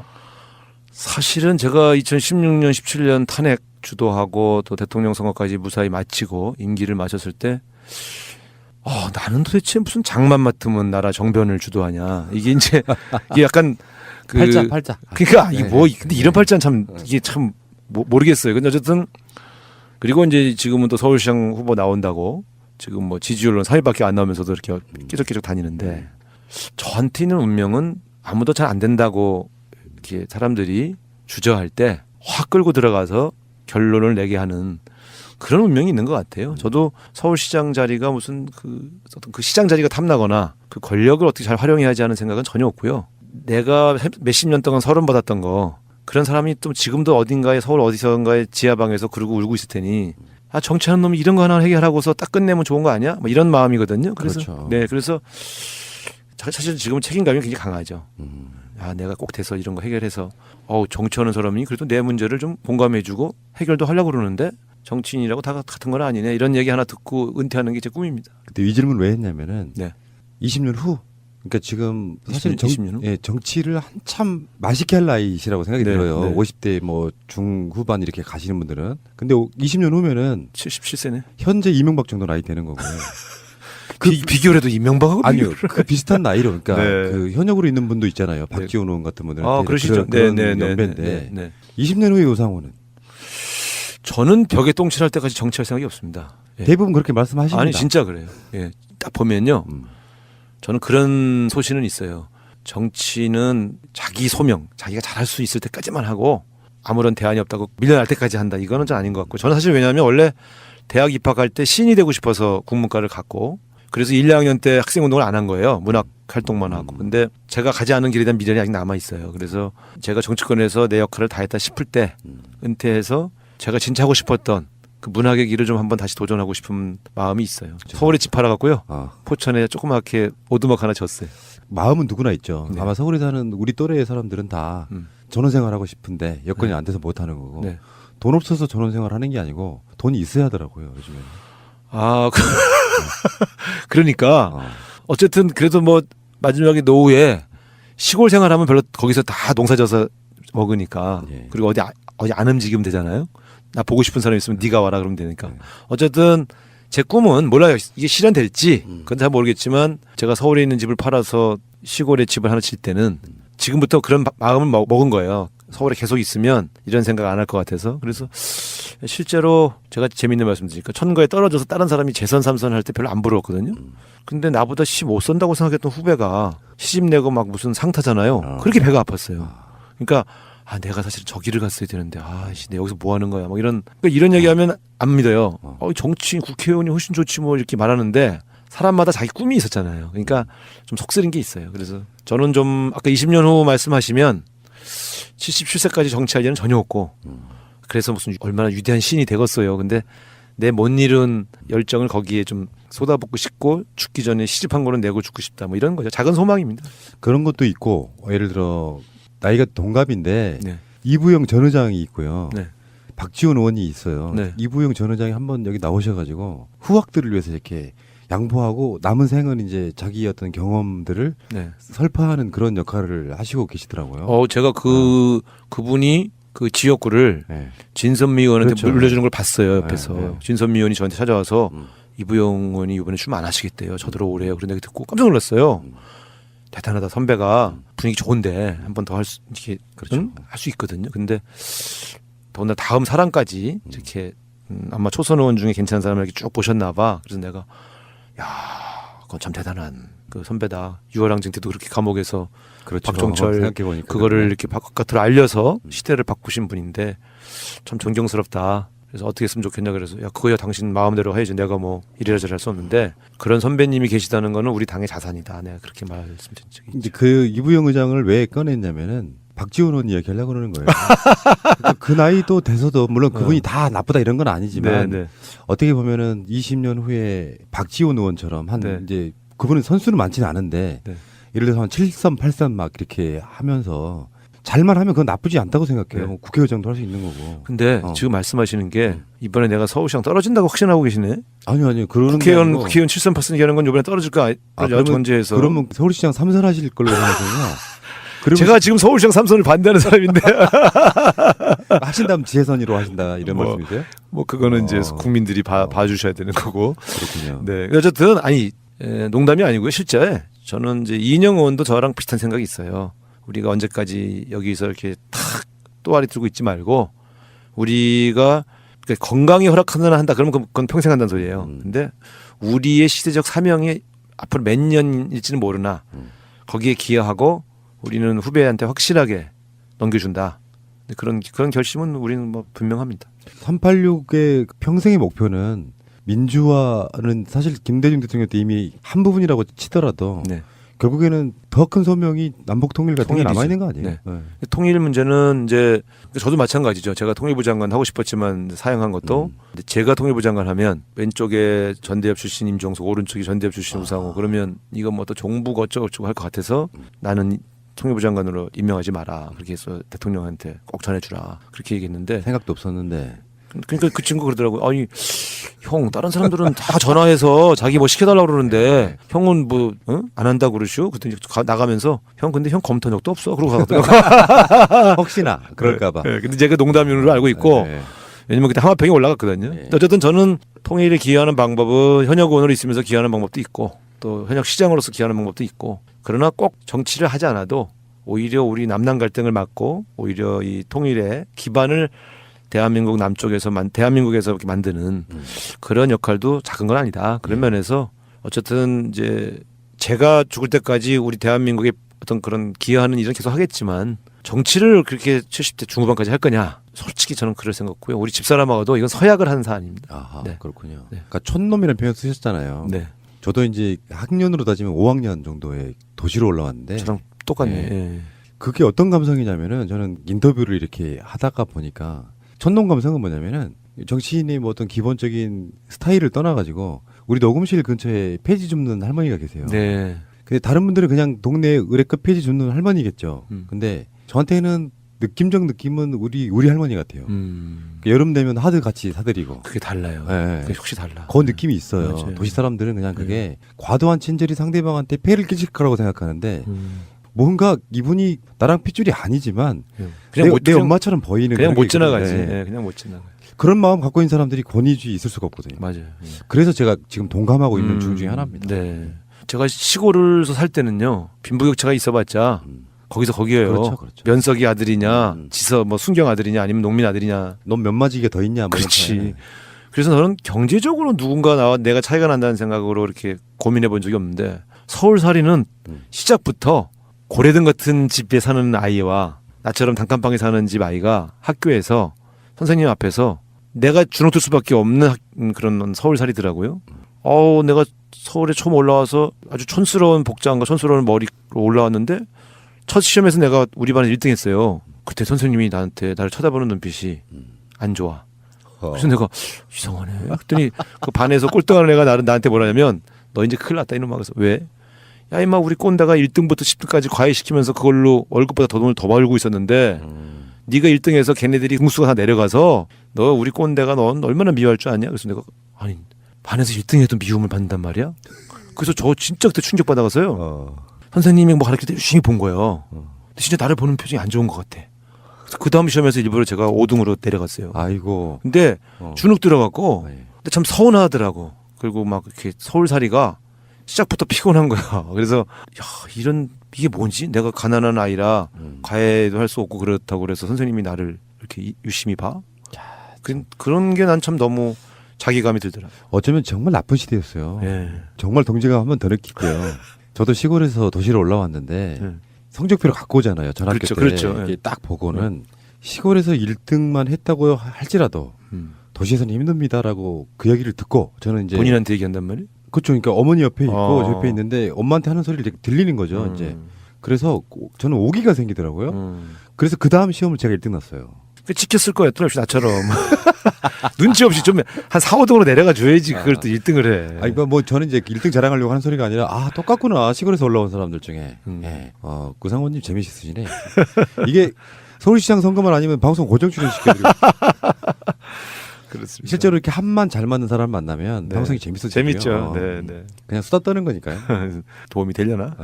본능적으로 출연자를 알아보는 매의 눈이 있어야죠. 일반인들만으로 방송 이만큼 키우기 쉽지 않아요. 그렇죠. 사람 알아보는 눈인데 출연자 패널로서는 최고인데 진짜. 그랬으니까. 서울시장 선거를 왜 나가셨을까?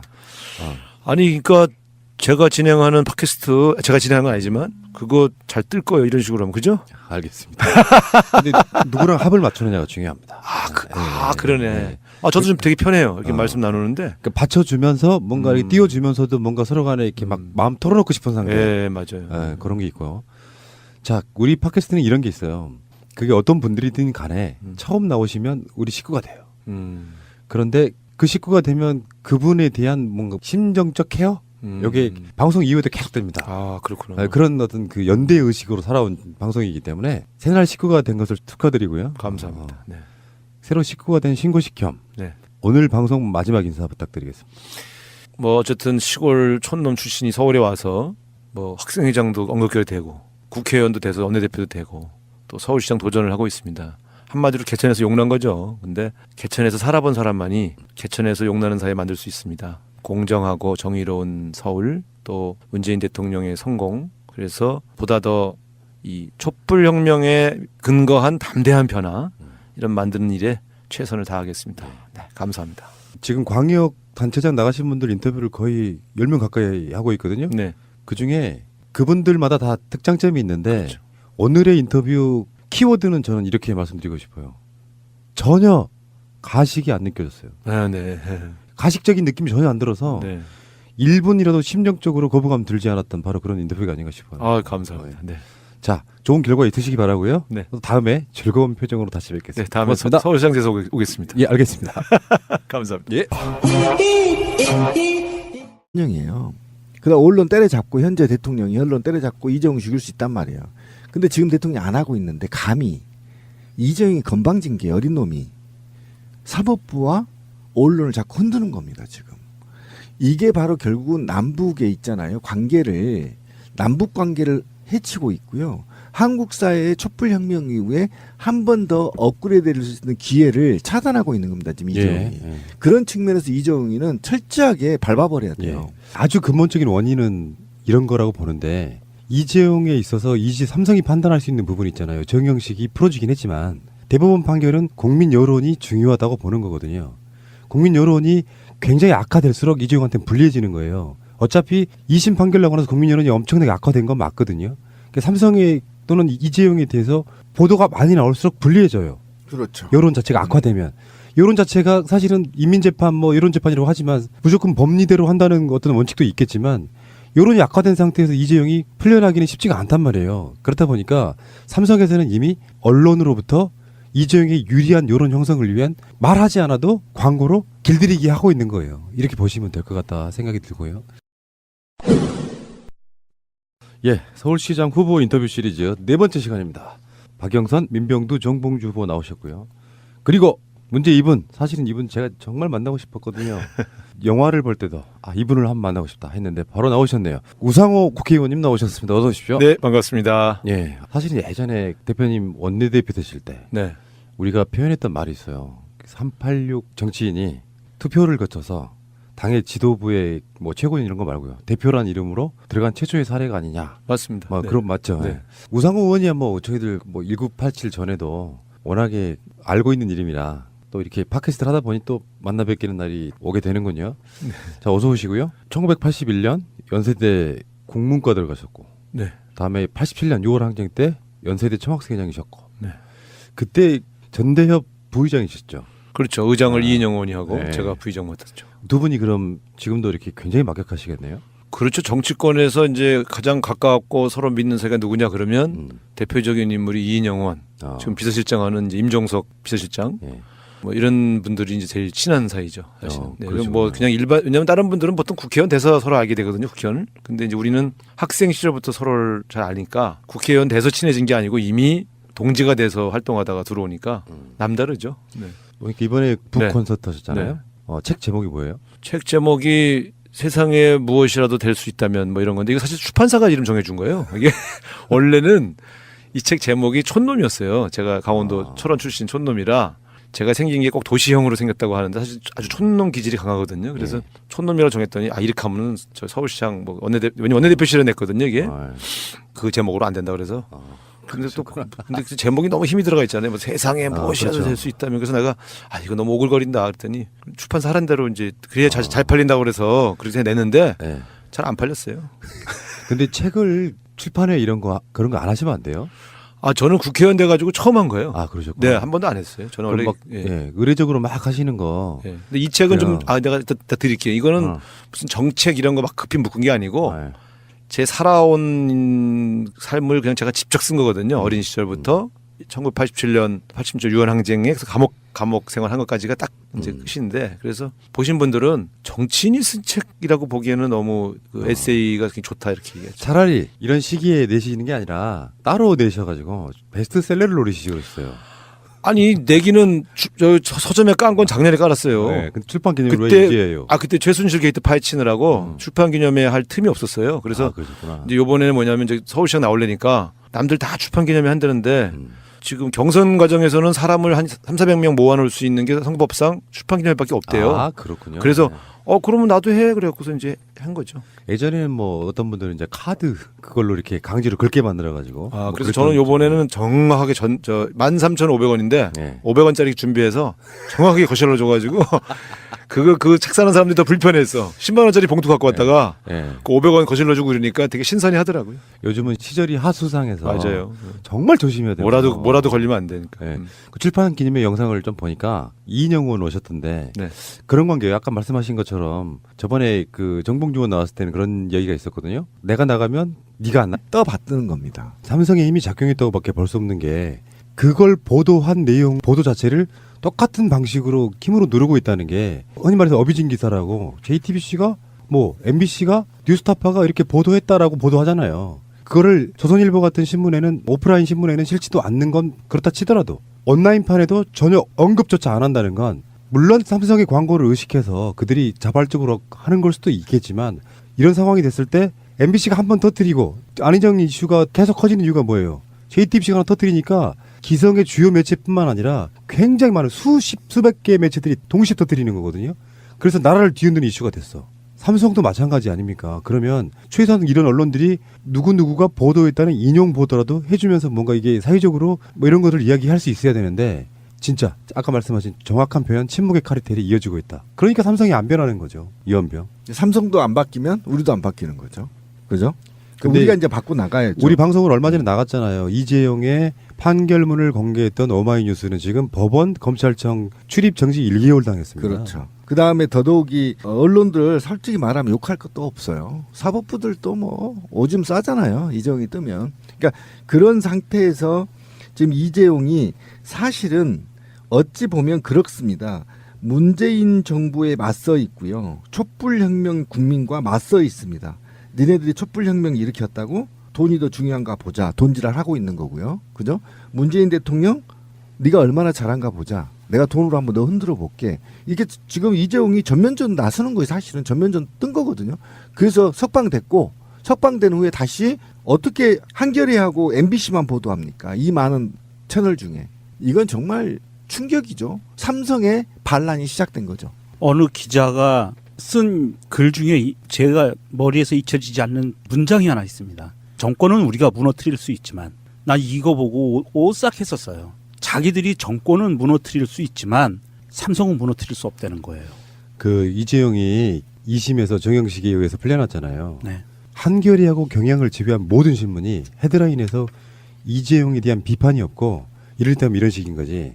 이재용 뭐뭐한 길 열려 이런 식으로 긍정적 보도를 하는 거예요. 뭐 글로벌 기본으로 그렇지. 굉장히 좋은 거 많이 그런 나왔습니다. 방식으로 헤드라인을 짜고 헤드라인 제목에서 이재용 이런 식의 석방은 잘못된 거라고 비판한 신문은 한겨레하고 경향이 유일하다는 거예요. 이대로 가면 안 됩니다. 어차피 삼성 광고에 대한 포션이 작은 회사일수록 그런 말을 할 수 있지 않나. 나머지는 삼성 광고가 얼마나 들어오는지 그거에 따라서. 그렇죠. 사실 회사에 좌지우지할 정도가 돼버리니까 광고로 들어오는 것 중에 최소한 20%, 30% 이렇게 비중 차지한다거나 만약에 50% 차지한다고 생각해 보세요. 50%를 빼버려. 그냥 그 회사 망하는 거예요. 그 광고가 있을 것으로 예상하고 예산을 제출할 계획을 짜고 직원을 뽑거든요. 근데 이런 상황이 되면 사실은 행정권과 연결이 있잖아요. 그러니까 삼성은 이미 마약 중독자들처럼 광고에 의한 언론들을 길들이기 또는 중독시켜왔다는 거예요. 빼버리게 하면 미치는 거예요. 그거 먹고 싶어가지고. 그러면 우리가 어떻게 해야 돼요? 언론사를 욕해야 돼? 삼성을 욕해야 돼? 삼성을 밟아야지. 저는 조금 다른 생각을 합니다. 둘 다 밟아야 된다고 생각합니다. 이거는 당연하지 그거네. 네. 삼성이 주범이고 프나님이 얘기한 것처럼 이건 마약을 중독시킨 주범이고요. 언론사들은요. 해야 될 짓을 안 하고 있는 부작위범들이에요. 반드시 사회 정의와 국가의 앞날 그리고 인류의 행복을 위해서 자기들이 월급을 받아 쳐드시는 거거든요. 그런데 월급을 받아 쳐드시면서 그 월급이 오로지 삼성에게서만 나온다? 아니거든요. 최대 잡아서 50%밖에 안 돼요. 삼성으로부터 나오는 거는. 그러면 지들의 양심의 50%만 삼성한테 기울라는 거예요. 제 말은. 왜 양심의 100%를 삼성으로 기울어 놓고 인생을 사느냐. 이거는 범죄예요. 기자들이 범죄자입니다. 이건 기자들이 정말 기레기라고 욕먹는 것들이 본인들이 그거를 한탄을 해서도 안 돼요. 그냥 현실인 거예요. 자기들이 그런 짓을 하고 살았기 때문에. 이것에 대해서는 누구한테도 변명도 해서는 안 되고요. 스스로 형무소로 걸어 들어가야 돼요. 나는 죄를 지었습니다라고. 그게 미투예요. 언론사 미투. 그냥 우리가 가십거리로 씹어대는 문제만으로 치부해서는 안 된다는 거예요. 뭐냐면 대통령도 지금 사법부와 언론을 건드리지 못하거든요. 그냥 자율성과 자율개혁성 또는 국민의 보편적 상식에 지금 맡겨놓고 있는 거거든요. 그래서 예를 들면 과거의 대통령처럼 했더라면 제가 볼 때 이재용 종신 뭐 이런 식의 어떤 그 우정 이를테면 이인영하고 나하고 저는 그렇죠. 그거랑 연관이 있죠. 솔직히. 그렇죠. 우상호 나가면 이인영 안 나가고 뭐 네. 정몽주 나가면 정청래 안 나가고 뭐 그런 관계 같은 거예요. 네, 뭐 그런 거죠. 야 멋있다. 그런 부분 멋있고요. 어쨌건 그 출판 기념회 얘기를 왜 꺼냈냐면은 국회의원이 한 3, 40명 오지 않았어요? 45명 정도 왔죠. 우와, 그 의원청에 하는 회들이 있다고. 네. 이걸 이름하여 이제 뭐 마당발, 인맥 이렇게 네. 표현하지 않습니까? 그렇게 말할 수도 있고 전 원내대표 프리미엄 이렇게 할 수도 있고. 네. 근데 대부분은 이제 저랑 다 인연이 있는 분들이니까. 네. 그리고 마지막까지 보통은 국회의원들이 와서 이제 책감 내고 소개받고 다 가거든요. 근데 재밌다고 한 20명이 끝까지 남아 있어서 또 나름대로 감사했죠. 화제가 됐던 건 이제 최근에 영화 저희들 1987 감독도 한번 인터뷰를 해봤습니다만 네. 거기서도 우상호 이야기가 나오고요. 네. 최근의 민주화, 그러니까 문재인 대통령 집권하기 전에 아마 작년인가 재작년인가로 기억되는데 연세대 앞에서 그 길거리 연설하신 것도 한번 본 적이 있었거든요. 작년 네. 이제 그때는 좀 울었죠. 네. 네.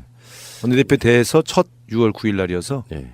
2016년. 근데 왜냐하면 이제 최루탄을 맞은 장소에서 행사를 했거든요. 그 동판을 이곳이 이한열 군이 희생된 장소다라는 동판을 보니까 울컥해갖고 그러다 보니까 또 제 진심이 나왔죠. 뭐 부끄럽기도 하고. 네.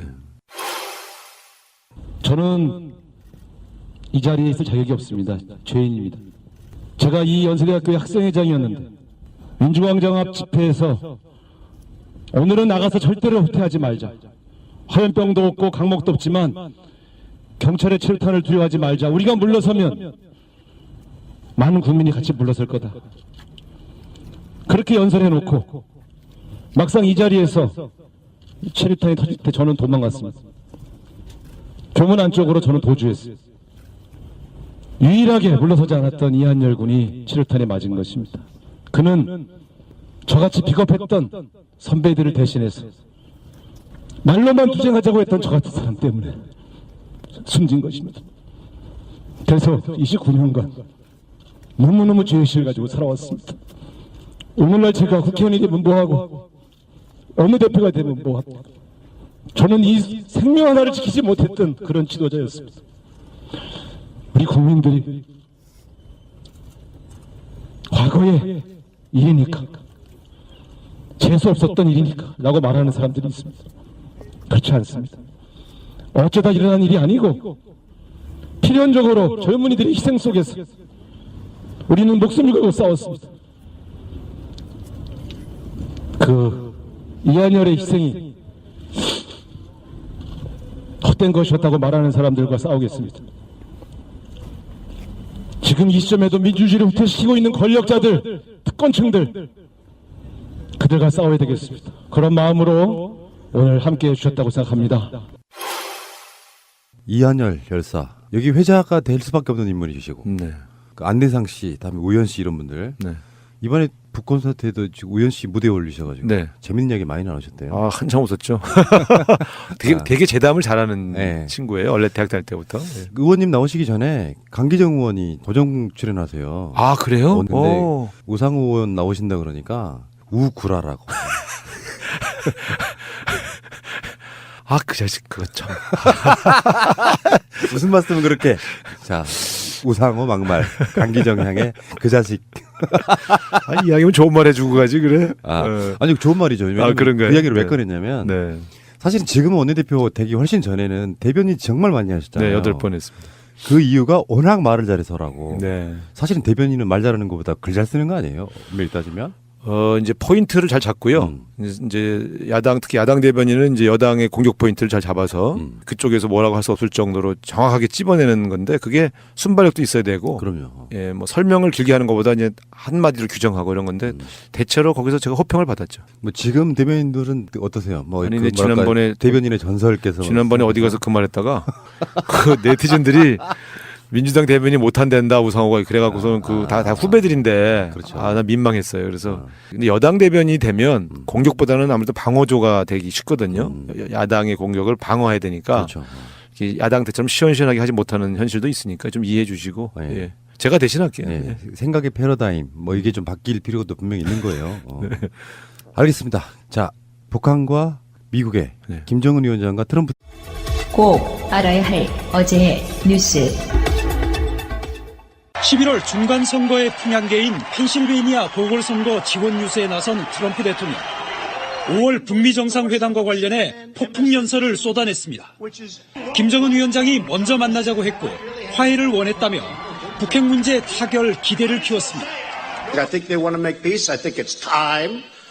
And I think we've shown great strength. I think that's also important. Right? 첫 북미 정상회담을 성공적으로 이끌어보겠다는 의지와 자신감, 때로는 자기 과시가 연설 곳곳에 묻어났습니다. I may leave fast or we may sit down and make the greatest deal for the world and for all of these countries, including, frankly, North Korea. 앞서 백악관에서도 회담이 엄청난 성공을 거둘 것이라고 말했습니다. 트위터로는 북한이 도발 중단 약속을 지키리라 믿는다며 딴 생각을 말라는 신호를 줬습니다. 중간선거를 앞두고 북미 정상회담에 모든 걸 걸어보겠다는 승부사적인 기지를 보인 겁니다.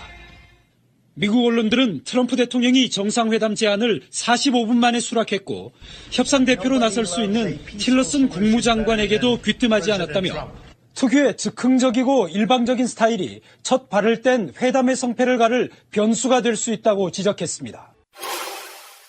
정우용 안보실장과 서훈 국정원장은 긴 비행에도 표정이 가벼웠습니다. 회담을 결단해준 남북한과 미국 지도자에 대해 경의를 표하고 또 철저한 후속 협상 준비를 다짐했습니다. 두 번의 정상회담이 성공리에 개최되고 많은 성과를 거둘 수 있도록 외교적으로 또 실무적으로 준비에 만전을 기하도록 하겠습니다. 도착 직후 곧바로 청와대로 이동해 문재인 대통령에게 방미 결과를 보고했습니다. 청와대는 이번 기회가 한반도 비핵화 목표의 조기 달성으로 이어지도록 한다는 구상입니다. 주변국과의 공조에도 속도를 내기로 했습니다. 정의용 안보실장은 휴식 없이 내일 곧바로 중국을 방문해 시진핑 주석을 상대로 방북, 방미 결과를 설명합니다. 이어 귀국하지 않고 모레 러시아로 이동해 15일까지 머물 예정입니다. 내일 일본을 찾는 서훈 국정원장도 모레 아베 총리에게 활동 결과를 설명하고 대화 지지를 요청할 계획입니다. 청와대는 대표단 파견 외에 문 대통령이 주변국 정상들과 직접 통화하는 방안도 검토 중이라고 밝혔습니다. 미투 공작을 예언했던 낙곰수 김어준 씨가 자신의 예언을 다시 언급했습니다. 미투 논란이 커지자 이명박 전 대통령이 여론의 관심에서 사라졌다고 주장했습니다. 안희정의 봉도사까지 이명박 각하가 막 사라지고 있어요. 네.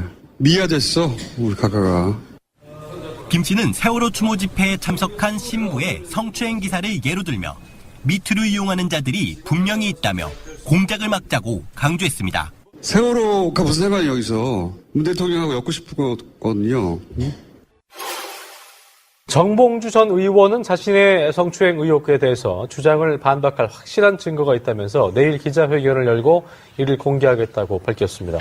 정 전 의원은 연합뉴스와의 통화에서 성추행 의혹을 보도한 매체가 계속 말을 바꾸고 있지만 그 시간과 장소에 자신이 없었다는 것을 보여줄 사진이 있다며 이같이 말했습니다. 해당 매체를 상대로 법적 대응도 검토한다는 입장입니다. 정 전 의원은 서울시장 정선 출마 입장에 대해서는 잘못이 있으면 정치를 안 하는 것이고 잘못이 없으면 정치를 하겠다고 밝혔습니다. 방송 중간에 좋아요를 눌러주시면 새날팀들에게 큰 힘이 됩니다. 미리 감사합니다. 세이나. 트위터가 진짜 언론입니다. 이 시간에는요, 삼성에 대한 얘기 좀 할게요. 이게 최근에 어마어마한 뉴스 두 개가 터졌는데, 하나는 MBC 스트레이트라고 하는 프로그램에서 삼성의 장충기 당시 미래전략실 사장한테 언론인들이 막 문자를 보내요. 요걸 다 폭로를 했어요. 결국에는 언론인들과 삼성과의 유착 관계를 보여주는 정말 상상도 할 수 없는 문자들이 여러 가지가 있는데, 이거를 MBC가 보도하니까 끝. 다른 언론들이 안 받아줍니다. 아무도 안 받죠. 두 번째는 뉴스타파가 보도한 게 있어요. YTN 간부가 이건희 동영상을 삼성에 제보해버려요. 그걸 보도하는 게 아니고 어떤 딜에 의해서 삼성에게 넘겨주는. 중간에서 이 방송사 간부가 입에 담기도 힘든데 중간에서 어떻게 보면 이게 포주 노릇한 거예요. 그렇죠. 예. 그러니까 둘이 협의보라고 돈으로 협의보라고 포주 노릇한 거거든요. 기자 수칙도 위반했고요. 취재원이 이제 요구를 했단 말이죠. 그런데 그거를 알 권리를 책임하에서 보도를 했어야 됨에도 불구하고 즉시 삼성 측에 연락을 해서 취재원 또는 제공자를 신상을 줘서 협의 보게 하는, 이번에 그 이 보도 스트레이트 보도 이후에 한겨레만 보도한 것을 보더라도 이것이 바로 이제 말로만 듣던 한간에 떠돌던 삼성공학이라는 것이 증명이 돼버린 거죠. 제도로서의 민주주의가 흔들리고 구타는 일은 이제 없습니다. 민주주의가 밥이고 밥이 민주주의가 되어야 합니다. 2015년에 연합뉴스 편집국장 직무대행이 장충기에게 보낸 문자 한번 보겠습니다. 제가 어떤 분을 돕고 있나 알고 싶고 인사하고 싶었을 뿐입니다. 작년 보도 때 있었던 거잖아요. 문화일보 광고국장이. 그렇죠, 예. 했던 말은 더 재밌어요. 문화일보, 그동안 삼성의 눈으로 세상을 보아왔습니다. 저희는 혈맹입니다. 혈맹. 아니, 언론사에 있다는 놈들이 이런 식이야. 문화일보 그동안 삼성의 눈으로 세상을 보아왔습니다. 이거 광고 카피인데? 네, 완전 카피입니다. 혈맹이라 미국과 대한민국 관계를 말하는 거냐 이거 지금? 충격적이네요. 이게 지금 대한민국의 언론에 만연해 있는 침묵의 카르텔이라는 단어가 떠올라요. 이 침묵의 카르텔이라는 것은 자기들 조직에 피해가 될 수 있는 것에 대해서는 침묵하자라는 그런 암묵적인 약속이거든요. 언론사는 첫째, 지금 스트레이트의 방송에 나온 거에 대해서는 한겨레만 취급해주고 전 언론사가 입을 다물었습니다. 단 한 것이 더 있죠. 임연고시, JTBC. 그 자막에 배경화면에 JTBC 로고가 나온다고 기분 나쁘다라고 반응은 나왔어요. 방송에서 공식적으로. 그 두 건 외에는 아무런 반응이 없고요. 하나만 더요. 안희정 보도를 봅시다. JTBC가 나름 특종한 거잖아요. 특종한 거죠. 모든 언론이 받아 쓰잖아요. 네. 근데 이 건은 안 받아 쓰냐고. 그게 침묵의 카르텔인 거죠. 자기들이 이익에 반하는 거죠. 그러니까 안희정은 광고를 주지 않지. 그렇지. 그렇지. 이게 결국은 삼성 왕정이라는 게 이제 판명이 된 거고. 지금도 장충기 역할을 하는 누군가가 있다는 있죠. 이야기잖아요. 있죠. 지금도 컨트롤되고 있다는 거죠. 그리고 앞으로도 상당히 개선될 기미가 보이지 않는 거죠. 왜 그 SBS의 김어준 블랙하우스 보면은 삼성 광고가 그 방송으로 인해서 빠졌다 이런 이야기도 있잖아요. 네. 그래서 SBS의 광고 수익이 엄청 줄었다는 이야기도 있고. JTBC도 16배 줄고. 그러니까 이런 보도가 들어간 대신에 6일자 조선일보에는 삼성 LG전자 인공지능 TV 신제품 경쟁. 다음에 6일자 국민일보는 삼성카드 서비스 키즈 검검 독 IF 디자인 어워드 수상. 독일에서 상 받았다는 거고요. 삼성이. 동아일보 6일자는 갤럭시 S9 체험 인파 멀려 이런 거고. 세계일보 6일자는 갤럭시 S9 체험객 160만 명 넘었다. 이건 뭐 비상이네 얘네. 왕정이죠, 뭐 이 정도면. 이 굉장히 심한 상황이고요. 지금 이게 어느 정도 띄워주는 거냐면 잠깐만 비판할게요. 특히 조선일보 하나만 좀 비판하겠습니다. 삼성 LG전자 인공지능 TV 신제품 경쟁이라고 하는데요. 이미 전 세계에서 팔리는 TV, 우리 얇은 액정 LED TV에서요. 시장이 역전돼 가지고 삼성이 추락하고 있고 LG가 선두로 올라섰어요. 이미 지난 겨울부터. 그런데도 불구하고 얘네들은 그냥 경쟁인 거예요. 삼성이 떨어졌는데 경쟁, 아니면 비슷하면 독보적인 시장 장악 이렇게 나오는 거고요. 지금 가장 큰 문제가 어떻게 개선해 나갈 거냐는 거잖아요. 그러니까 삼성이 무엇을 하든 돈줄을 쥐고 있다라는 거잖아요. 지금 광고에 돈줄을 쥐고 있고 이 돈줄을 어떻게 차단하느냐 이게 지금 관건 아닙니까? 그죠? 그동안에 우리가 삼성에서 놀아났고 국민연금을 5천억을 날려도 누구 하나도 기사 써준 데가 없는, 그리고 삼성이 세계 제1류 기업이었다고 하는 이건희가 성매매를 집에서 해도 다뤄주지 않는 대한민국 언론들. 그러니까 이런 거 전반적으로 문제는 돈이잖아요. 돈. 그죠? 돈. 돈에 노예되어 있는 우리 언론들. 또는 반대로 말하면 삼성이 없으면 우리나라 언론이 망한다는 거죠.